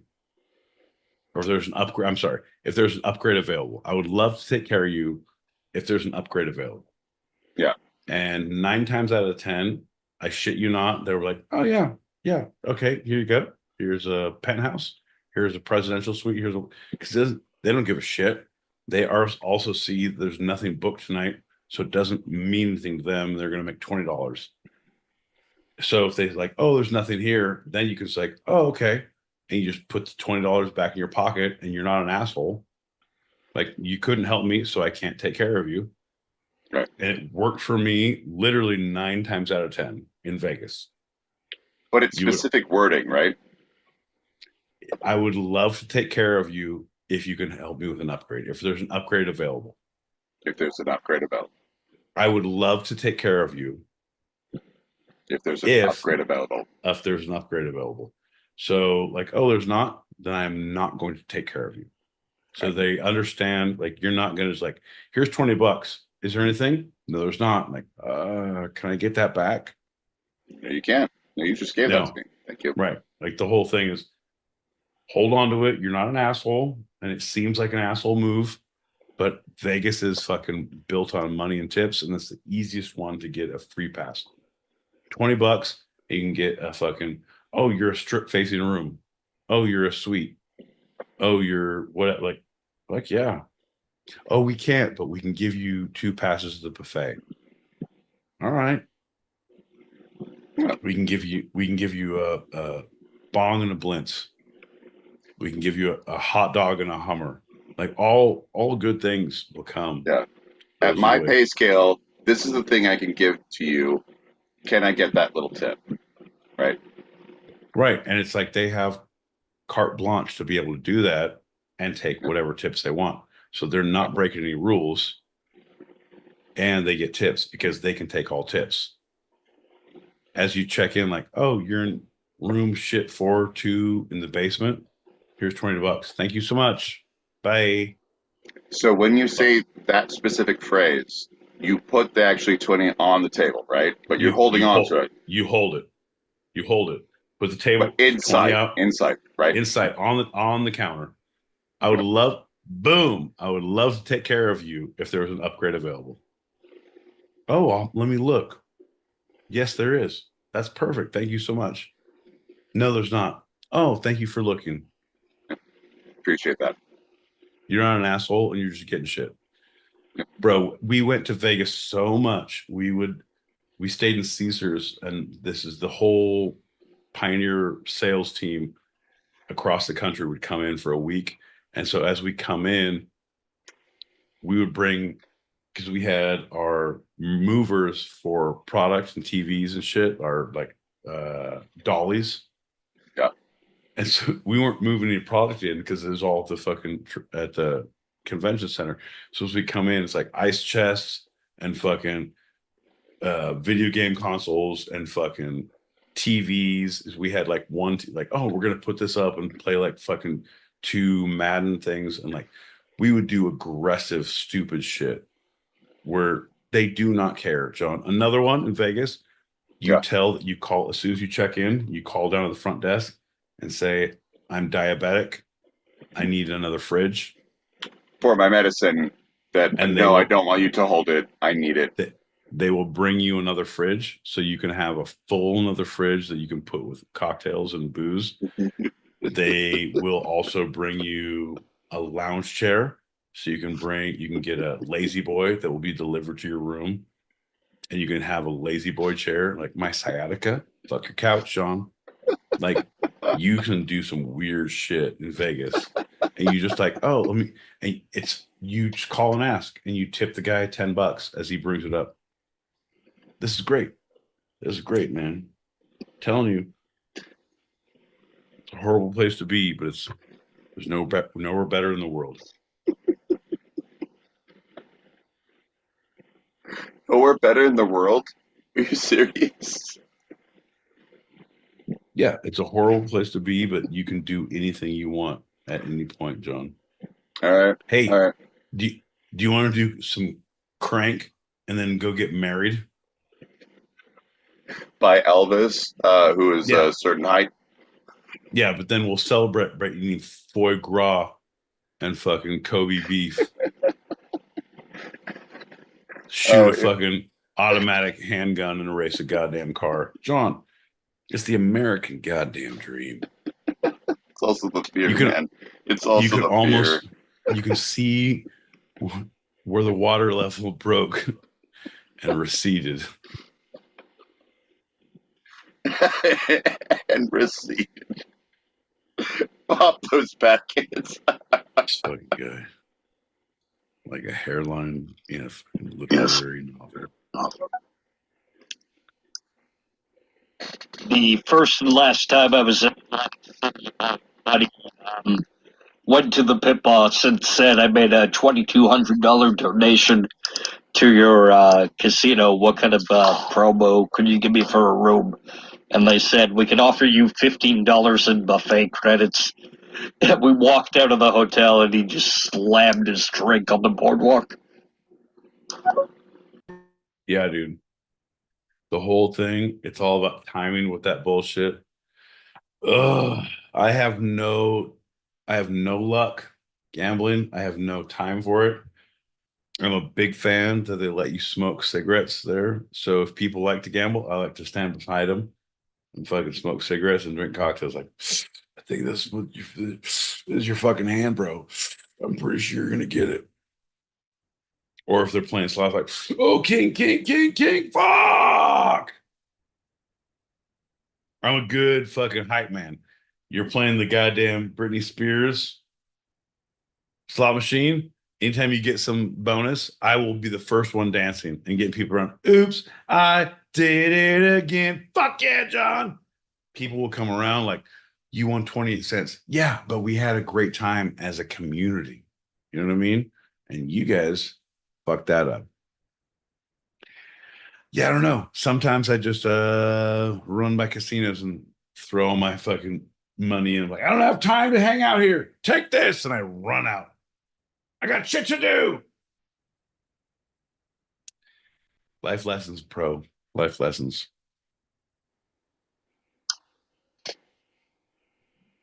I have an app on my phone that I can play like fake casino slots, and the more I play, the more rewards that I win. And then you get fucking discounts on the fucking casino. Yes. On Yes. different things going on in Vegas, like Yes. rooms, events, and concerts, and Yes. different stuff. I can use my time played coins for those Yeah. events, and it gives us a discount, kind of like Groupon. Yeah. It's 100%. I had time, especially if you don't go to Vegas. But anyways, I'm just rambling. no, I'm with you. Got pop slots. If you want some discounts on rooms in Vegas. They had one of my friends at work played, I want to say pop slots, and got enough money to get pretty much a free cruise that went out of Long Beach to fucking Mexico, like Ensenada. It was like a 4-day cruise pretty much for free. She's like, yeah, there was an Excalibur thing and there was this and there's that, but I got enough points because that was back in the day when you'd go on breaks and you go smoke at the fucking smoking table. And she was like, chain smoker. There was a few people who were like, you get out there for one smoke. What's up? What's up? And they'd smoke and then fucking light another one on the other end and light another one on the other end and light another one on the other. Like, there was a couple times I did it and like, I was on my lunch. I don't give a fuck.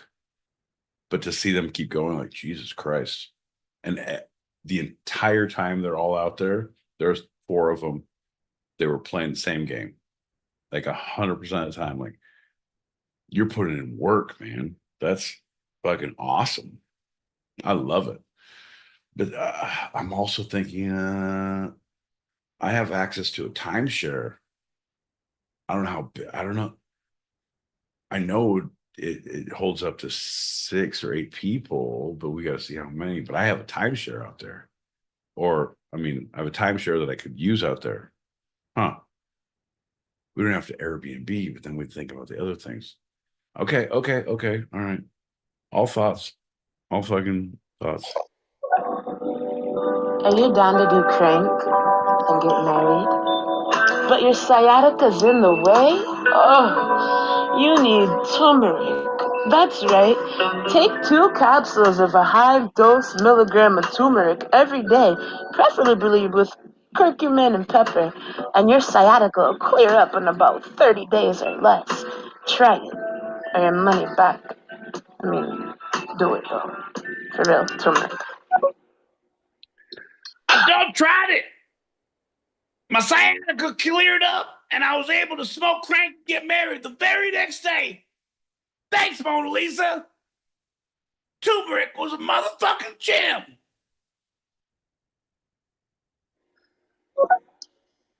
I think we would be great friends. I love smoking a pack and getting a free beer like that.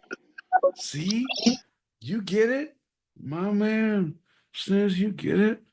Yo, when I'm in my 60s, I want to have like a boyfriend who's a gambler, and I want to go stay for like 6 months at one of those resorts where you just play poker for 6 months. But I'm not gonna play poker, but I just want to stay there for like 1 month probably. I'd get bored quick. But that's the whole thing. It's the whole thing. I guess I don't want to do that. I'm probably gonna break up with that guy now. Right. So I mean, like, this is White Lotus season 3 we're talking about. Like, I get it. You don't like to play poker, but fucking maybe play poker just so you stay around because the finale is going to be some bullshit. I don't know if you saw 1 and 2, but some bullshit. Keep it close to your vest. Play the poker. Fucking blackjack is splitting aces. Like, don't do that. But like, I have nothing to tell you. I have nothing to tell you about poker, but stay alive. Stay alive. I just wanted to double down. Stay alive. That's not even a poker term. Stay alive. How about the river? That's one. Damn, Pete, you got access to a timeshare? That's awesome. Man, if only I had access to a time machine. Mm-hmm. Something strange is afoot at the local Circle K timeshare environment here in San Dimas. Folks, if you like what you heard, if you can't believe what you've seen, if you don't understand how the two-sided is here every Tuesday, 8 p.m. Pacific, that's right, 11 p.m. Eastern, that's 4 a.m. Greenwich Mean Sandwich time. If you're across the pond on Wednesday mornings, folks, well, you're in the right group. We don't understand either. But if you like it, make sure you tell your friends, tell your coworkers, tell your parole officer. We'll be here goddamn next weekend because nothing shall stop us. No rain, no sleet, no vacation time, no fucking mandated community service or anger management classes. We schedule those between the week and or weekends. Folks, we are adults. Ain't that right, John? He gets it. Oh yeah, Mona Lisa talking about turmeric, curcumin, and pepper. Have you ever tried golden milk, which is heating up some milk, putting all those ingredients in it? Yum, yum, yum. I like to add a little bit of honey to mine. Oil, bubble and trouble, turmeric and the spice of newt. One bat of wing, one turmeric flare. None shall pass, all shall scare. John. I fucking hate Shakespeare. I don't know if I mentioned that before, but that was one of his worst plays. You see, I thought my boyfriend, he said he had access to a tiger share. And I was like, I mean, sure. Yeah, why not? That's fine, a tiger share or a timeshare. No. Very serious note, very serious faces. Right. I am absolutely down for Vegas, 100%. Not the first 2 weeks of November, though, please, because I'm in Dubai then. But after that, yeah, I'm in. I'm 100%. But after you make your trip to Dubai, would you be willing to invest in at least one or two shares of the Tiger shares? I mean, it's from the ground up. If you get on the bottom floor, sky's the limit. It's not a pyramid scheme full of tigers. It's more of a triangle built from tigers.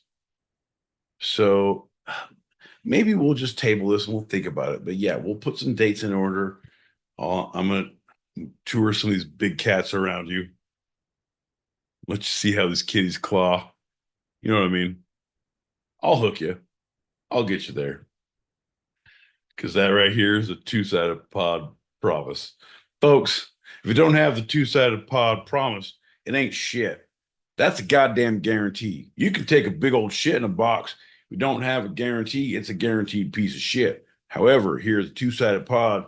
We give you tiger paws and tiger praise. Ain't that right, John? Meow, meow, meow. John's giving life lessons in fucking. There's two more. Shh, quiet. I know. I got you. Shh, quiet. Oh shit, so did you hear? Speaking of Circle K, Mr. Pete, my boy Pete. Okay, and John LP. Yes, sir. Did you guys hear that Circle K, I believe it was in North Texas, had a gas sale, 40% off? Well, it turns out it's because they had bad gas, so they were selling it. Wow. That's awesome. John, speaking a lot of bad gas, we're going to be hitting a lot of buffets in Vegas. We're going to be doing, you know what? That's neither here nor there. But hey, man, I'm just saying from one businessman to another, like it's a horrible, horrible thing to do. But if you got to move product, man, you got to move product. Like I either cut prices and like, hey, man, I know this is bullshit. It's $3 a gram. Look at me. Look me in the eye. $3. Allegedly. There's John wants 3 grams right in front of him right now. I'm not sure what he's saying, but folks, if you like what you heard, if you can't believe what you've seen, if you're in the stereo streets, click that link above your head. You too could enjoy John L. Peacock's silent mime sessions of how many messages and how many grams he wants. Look at him, folks. He's like a big fucking dumb deer in the headlights of humanity. That means he has to go to the bathroom. Teachers, shh, quiet. There's a special place for you in the fucking trailer park of humanity, John. Julie, would you like to go in on a tiger? I'm forming an investment group. There's 24 of us so far, so Yes. if we could do in the group, that would be an uneven 25 people, and then we would all have 1/25th ownership of said tiger. Now we're talking. A share of the We tiger. are fucking King, Tiger King. Well, John, I'm gonna have to say rawr, and let's see what else he has to offer. Thanks for coming to Shark Tank, because I am in. I am all in. I mean, and what's kind of wild about the Circle K story is, like, I've had bad gas many times, and I've never thought of selling it. Bro, super. Maybe this is too much. Doesn't matter. We're too far deep into the whole ether of humanity at this point, John. I had buddies back in college when we worked at summer camp, and you go work for like 2 months and be camp counselors, but you lived in a dorm, and it was like you'd go to these very base places. It was like fucking super caveman, like live in a field and like made bunk bed forts, like stupid shit. I had buddies who would fart in Snapple containers and like, oh no, the whole thing. You've never been here. You got to fart in a Snapple container. Fucking then like week 4, you send it to someone on the other side of it. Hey man, fuck you. You send them a Snapple container full of your farts. That's how I smelled week 1, and I hate you even then. Like it was very aggressive, but you could fart in a jar, and it's still nope, it's still in bad taste. So I shouldn't have said that. So it's still we're a classy podcast, John. We're a show about town. We're two people who should know better, John. I don't know why you fucking said those things. You're bringing this negativity to our show. On behalf of the Two-Sided Pod, we would like to apologize for John's comments. John doesn't swear, but he doesn't like to use fingers either. You know what else was $3 a gram? My boy Pete. Freeway Ricky Ross's cocaine, which he was getting free with the help of oh boy Bill Clinton, and of course Ollie North and Daddy Bush. Yeah, that's right. I reckon it was $3 a gram. That's the only thing that makes sense of the creation of crack, because when crack was when it was new on the scene, it was actually just freebase. So when you cook down a gram of cocaine, you get a quarter gram of freebase. So if that gram of cocaine cost you $80, how can you then sell that freebase for $20? Well, because they were getting it for $3 a gram. Right? No, not only that, you should watch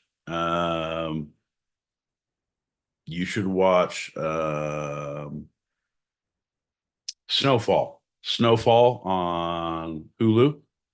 One of the best series shows I've seen. You know how like beginning to end, like here's like someone had pictured the whole, like it doesn't run on, like there's a finite end to how we're going to play this. Here's the character development, here's the things.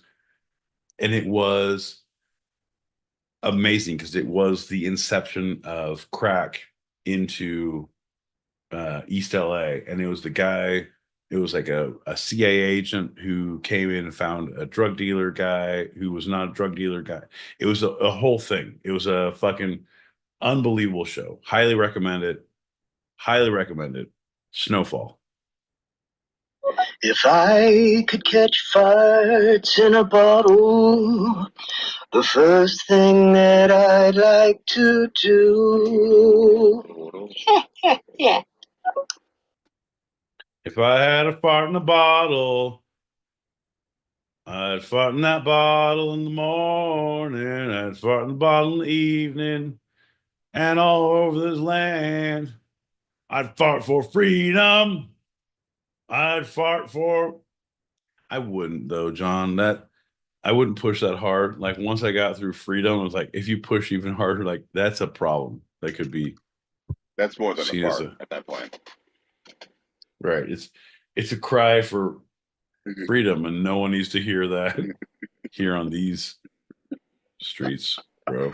Oh, I've been coming in because you know I want to have some time in here and Lisa enjoying your. But I want to respond. I want to be That's here, what right? I've been. Right. No, you don't need to say that. You just need to do it because I've been expecting you to do that sometimes. Like you have the ability to do that. Don't explain why you're doing it. Just fucking do it.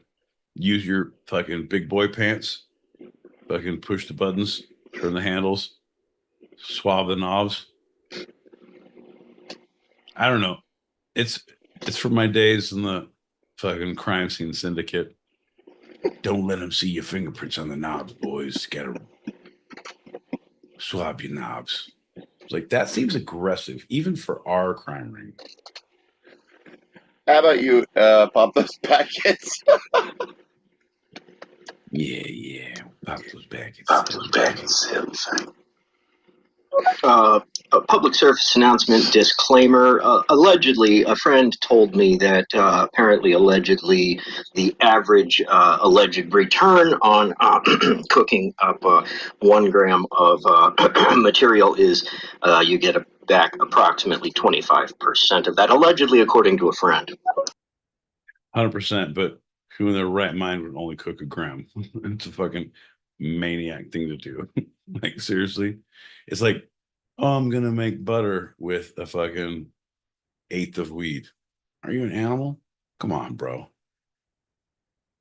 True story, John. First time that I tried to make, I knew nothing about it. I knew you put weed in butter and you cooked it for a while and then you made fucking brownies with the butter. I didn't strain it. I didn't do anything, right? I just put a fucking seeded it, stemmed it, put an ounce of weed in a pot with it, like a pound of butter, and like it cooks down, right? Like you boil, it's not oil, it's butter. It cooks down, like Jesus Christ. And so I was like, I keep on adding more butter because I think I had like 2 pounds of fucking more butter, more butter. I'm in college. I'm gonna live in a little tiny apartment, 1 bedroom. There's like 3 people in the living room. People are moving in and out. We're fucking watching a movie and people are in there and like some people like, no, I'm not gonna smoke. And no one, like one person smoked. Like no one was gonna try fucking weed brownies. The fucking steam of the marijuana in the fucking butter blew everybody away. Everybody was so fucked down. Like I was fucked. I was like, and there was people who didn't smoke. I'm like, what the fuck? My girlfriend came over, luckily after the fact, and was able to like, hey, is everybody okay? Open a window. What the fuck are you guys doing? Huh?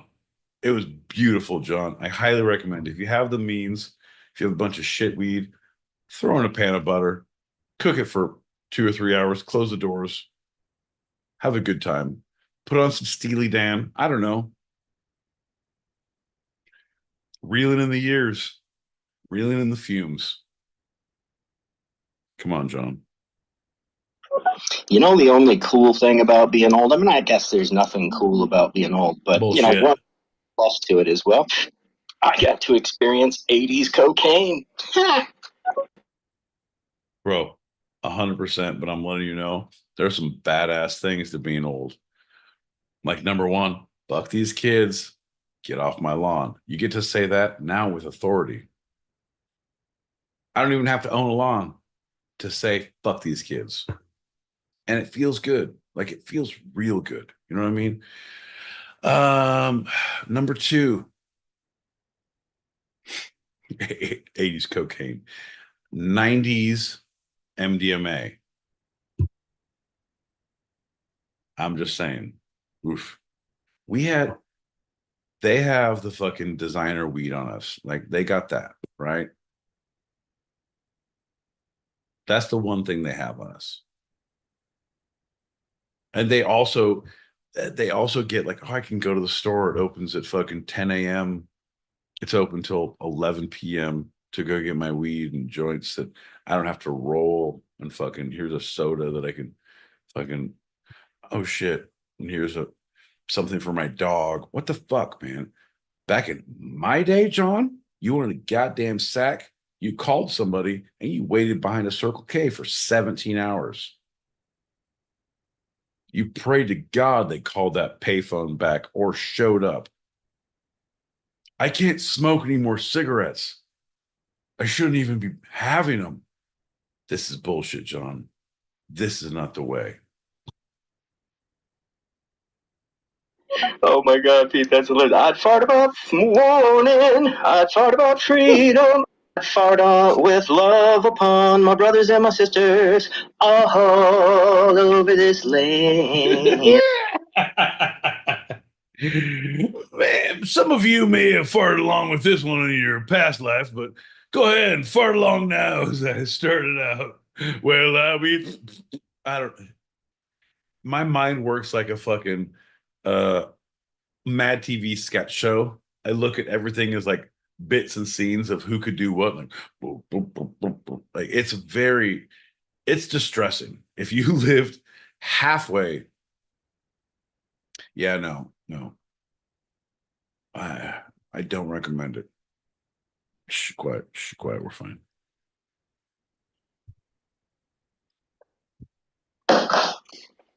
Okay, Pete, I got to contend with what you said there. A few hours. So what I would suggest, I did this commercially for a while. No, a friend of allegedly. Anyway, I suggest a crock pot on low and do it for 24 hours. Yep. You may at the difference. 100%. 100%.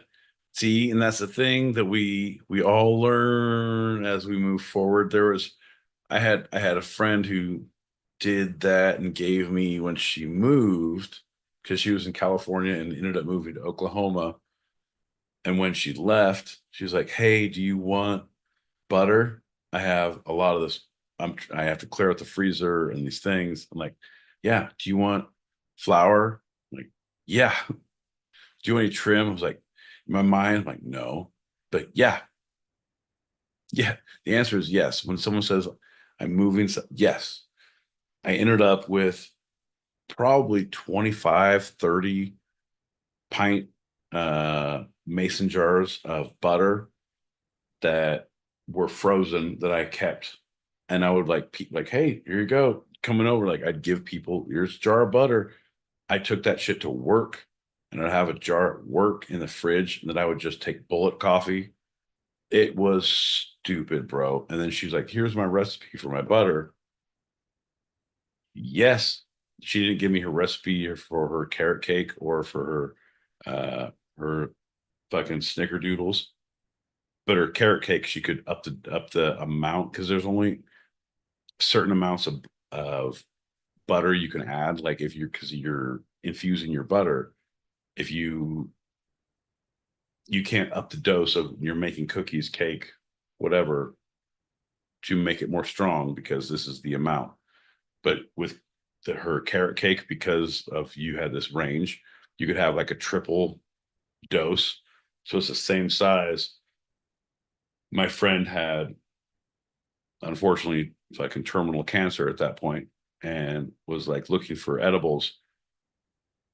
She made a bunch of triple batch little ones, and I was like, "I'm gonna keep one, fuck her." Had half of it, and like it literally fucked me down, John. I don't think you could ever. I would never say you can't be too high. You can't eat too much. Like, fucking walk it off. Don't be a bitch, bro. This was too much. It was like aggressively like. Also, my boy Pete, I switched from butter to coconut oil. If you use organic coconut oil, use it as a salve. It's a pain relieving ointment. Okay. Put it in capsules. You can put it on food, in food, whatever. Okay. Okay. See, I knew about the oil, but coconut oil in the crock pot with the. See, this is my man. And another thing.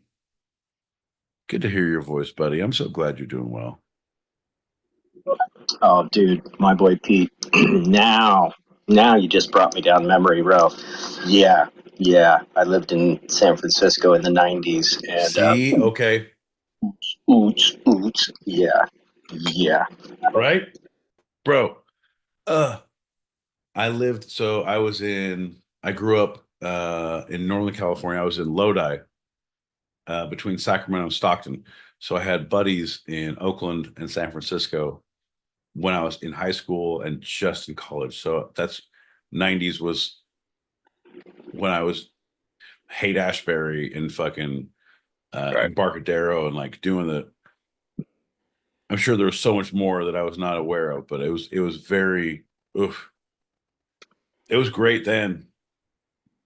What I learned about is that time was also Sammy the Bull, who snitched and went out to Arizona and then did a big old ecstasy ring for a number of years. And most of the MDMA, the ecstasy pills that were going through all of the U.S., coming through Arizona because of Sammy the Bull. Man, back in the good old days when we had good quality drugs, we had quality gangsters, John. Nobody was scared of this fentanyl bullshit because we had Sammy the Bull backing the product, John. Back in Sammy's day, things were different, John. Things were different. He's now on YouTube doing like a podcast.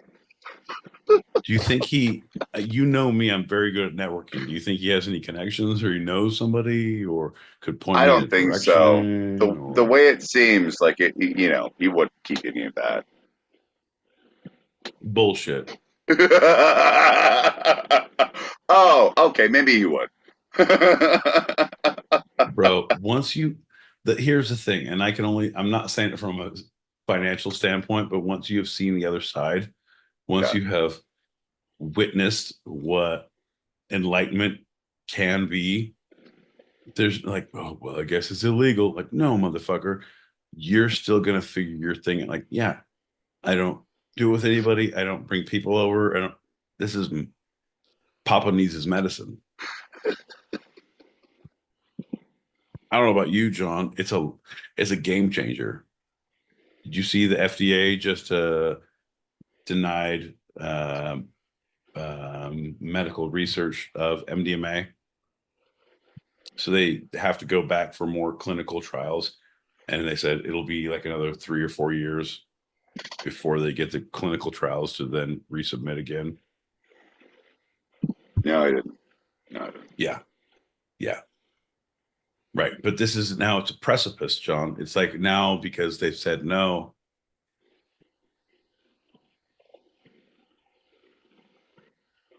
It's just like fucking West Side Story, John. They push us down. We keep coming back. No, that's not it. Maybe it's Rocky 2. Once Apollo dies. No, it's Rocky 3 when we fight Hulk Hogan. That's it. Hulk Hogan and then fucking Clubber Lang, right? That is it's our story, John. It's our time. It's our time down here. Down here, not up there. Up there, it's up there. It's their time. It's their time up there. Yep. And it's all over once you ride up Troy's bucket. Where MDMA started as a very successful psychotherapy drug for therapists. and yeah, ketamine has recently been legalized partially and probably not permanently for therapy in a guided sense with a substance. Thanks, Chandler. Stupid Chandler. Wah, wah, wah, wah, wah, wah, wah, wah, wah. Hit those packets. Can I even ketamine? That's horrible. You know what? There was a time in my life where I actively knew 12 to 15 payphones. I knew the phone numbers when they came across the pager. Yep. Yeah. Fuck you, man. I'm 100%, bro. I knew that. And you had your homies who had their codes on the pager. So they text you them. Oh, I don't know this payphone, but here's their code 63. Like, fucking, that's Rico. Like, oh, shit. Yeah, motherfucker. I know. Kids don't these days. They don't understand, man. Fucking drug hookups behind liquor stores, fucking payphone bullshit. Those were the days, John. In 4 more years, we're going to be back to that process. Isn't that what you're saying? That's right. Today is the day that we change that, John. I know you're trying to communicate with me, but I'm not going to play your game. I'm just like, yeah, we can do it together as a group. Change the future. That's right, John. I'm going to play some messages. Is that okay? Are you done talking? Yeah, I'm going to play some messages. You're good. Wow, my boy Pete, you totally just reminded me of something else. So in the 80s in San Francisco, there was this chick, Brownie Mary, right? And if Brownie Mary had her tie-dyed bag with her, that meant it was full of brownies. And she made brownies not from shake, but from kind Mendocino bud. And these brownies were insane, like hardcore. Like they were small, 1 inch by 2 inches, right? But if you ate a whole, you were fucked. Like the only time I ate a whole one, I blacked out with my eyes open. And I had to be in the back room of a party for like 3 or 4 hours while people watched over me. That's horrible. People say it's horrible. It's like, that's awesome. I need to know my boundaries, right? I like to, where is the edge? I like to touch it. I like to maybe fall over a little bit. Like, is it that far? I don't know. If you live through the fall, like, all right, I know where the boundary is now. Now I know, right? I know where the other side is too. I don't like that. I don't like the fucking non-eating fucking Brownie Mary's fucking bag of magic tricks. I don't like that shit either. Both, too much, too little, all bad. Yeah. So what I'm gonna say, John, is it's fucking moderation, my friend. One thing the two-sided pod preaches in is moderation. Right? We believe in abstinence and moderation. I mean, we are abstinent moderately. Shh, John. Fucking John. To do the middle path, let's have a shot. The two of us.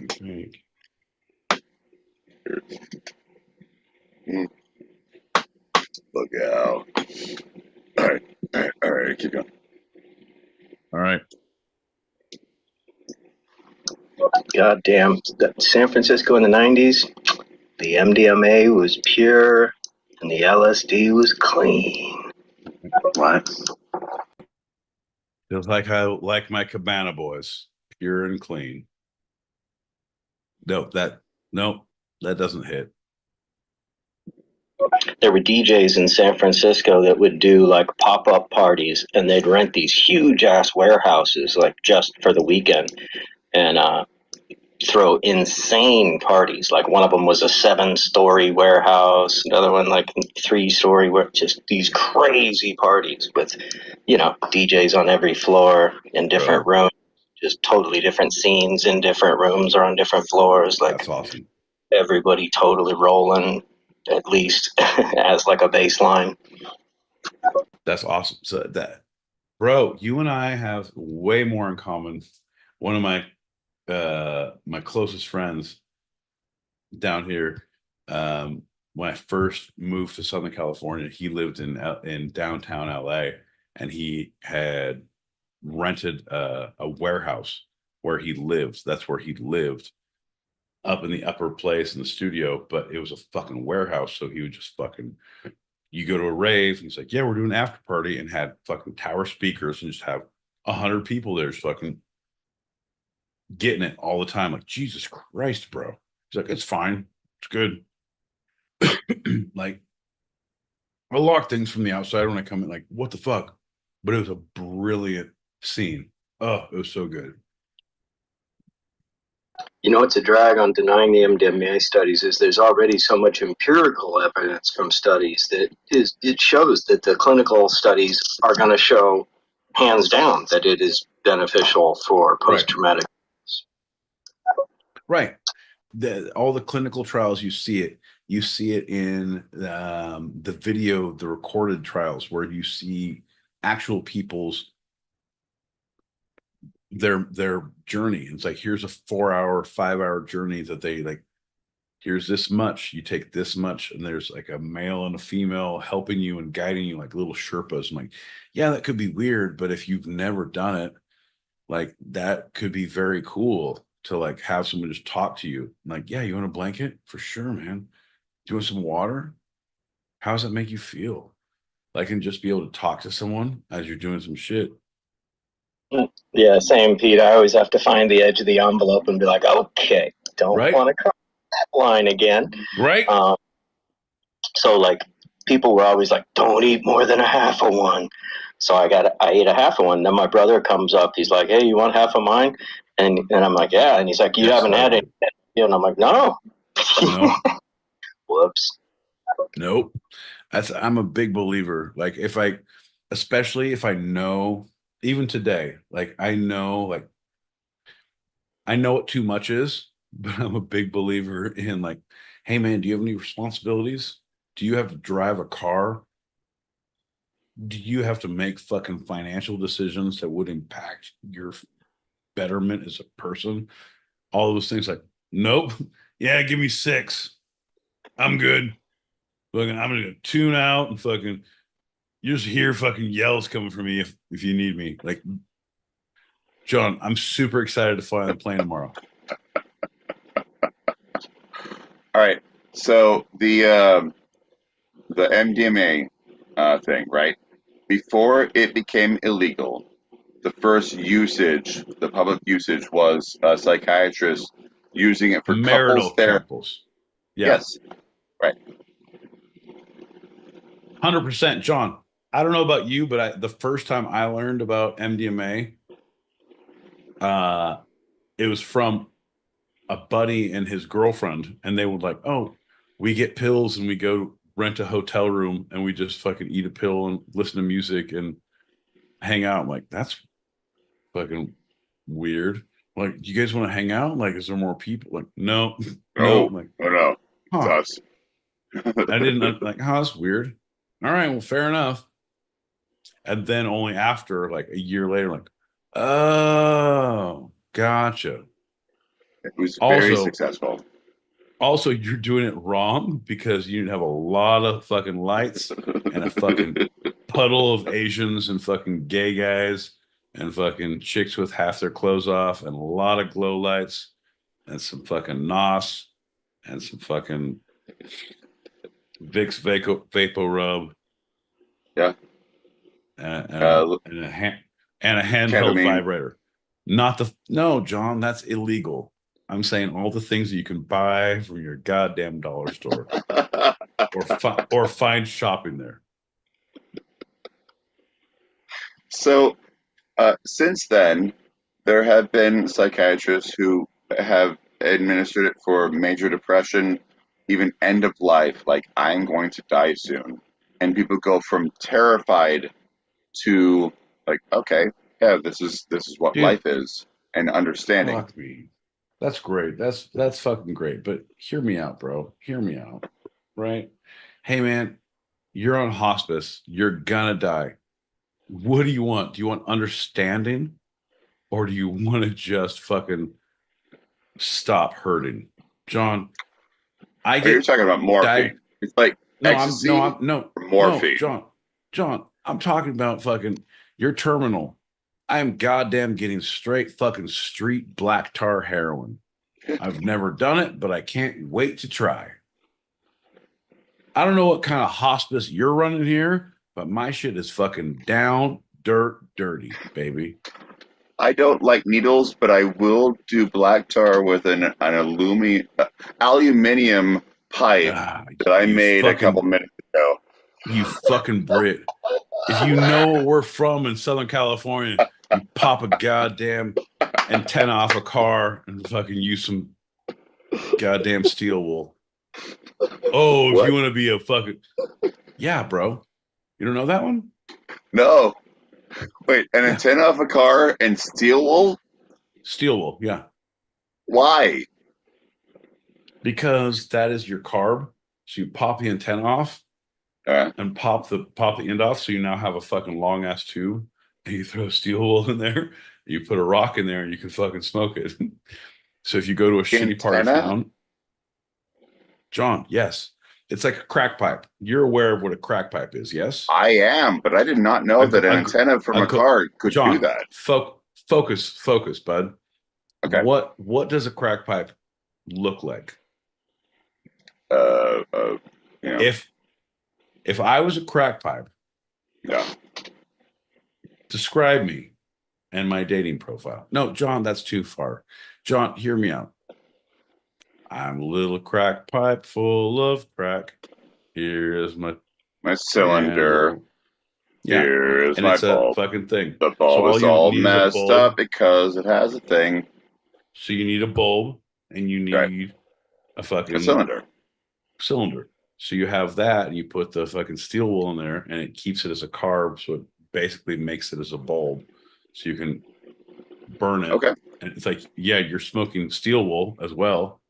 Sure. But fucking, is that a problem at this point in your life choices? I don't know. Is it Probably not. Is it worse for you? Is it not as worse for you? We're not sure. It's a small price to pay for the stealing of one car antenna, John.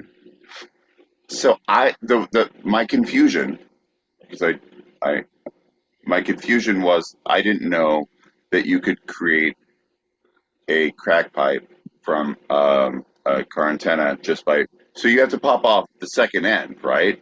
Yeah, you're popping and popping. Yeah, and then it's hollow enough and big enough that you can do a little steel wool in there, and then the product. Okay, right. That's what befounded me. That's tell your where friends, I was befuddled. Tell your family, tell your coworkers. We'll be here for all your hood tips next week, 8 p.m. Pacific, 11 p.m. Eastern. Ain't that right, John? That's 4 a.m. Greenwich Mean Standard Time. If you happen to eat beans on your breakfast toast, pop those last 3 packets, and then we're out of here. All right. Uh-oh, let's play Watch the Glow Stick Disappear and reappear and disappear. Is this your first party? Do you want some water? Do you want a light show? Oh, it disappeared. What are you doing now? Yeah. I feel like we went to a lot of the same parties, bro. Oh. That's why there is all those broken antennas. Like, I never fucking understood that shit. See? It's these little tidbits of knowledge. If we can't be rich, we can be rich with hood-rich knowledge. And my little crack pipe burnt and hot. Worst children's rhyme ever, John. If you had to sing that to your kid going to bed, like, you are destined for failure, my little friend. I kind of think that the worst children's song is Ring Around the Rosie, a Pocket Full of Posy, because it's about the Black Plague. that killed 70% ish of a lot of people in Europe. No, that's fine. I'm good with that. Have you heard Farmer in the Dell? That shit's ridiculous. I'd rather take the black plague rather than the fucking moo boo here and the fucking bab there, John. Ain't nobody got time for that shit. Is it because the cheese stands alone? Give me Black Plague, Scarlet Fever, or the old fashioned rickets. I don't need that shit by your fucking farmy talk. All right, John. Well, that's about all the time we have for. You're asking to get out, and now you're fucking prolonging the fucking no more shots, drama. No more stories. None shall pass. John, it's been a pleasure. It's been a delight. It has been nothing we ever hoped for. It has been all we ever were entitled to. John. I, sir, will see you next week when I arrive back home from Colorado. Sans bail money, full of that Rocky Mountain High Hirado. I hope you make it. I really do. God bless him. I don't think he will. It'll take a miracle.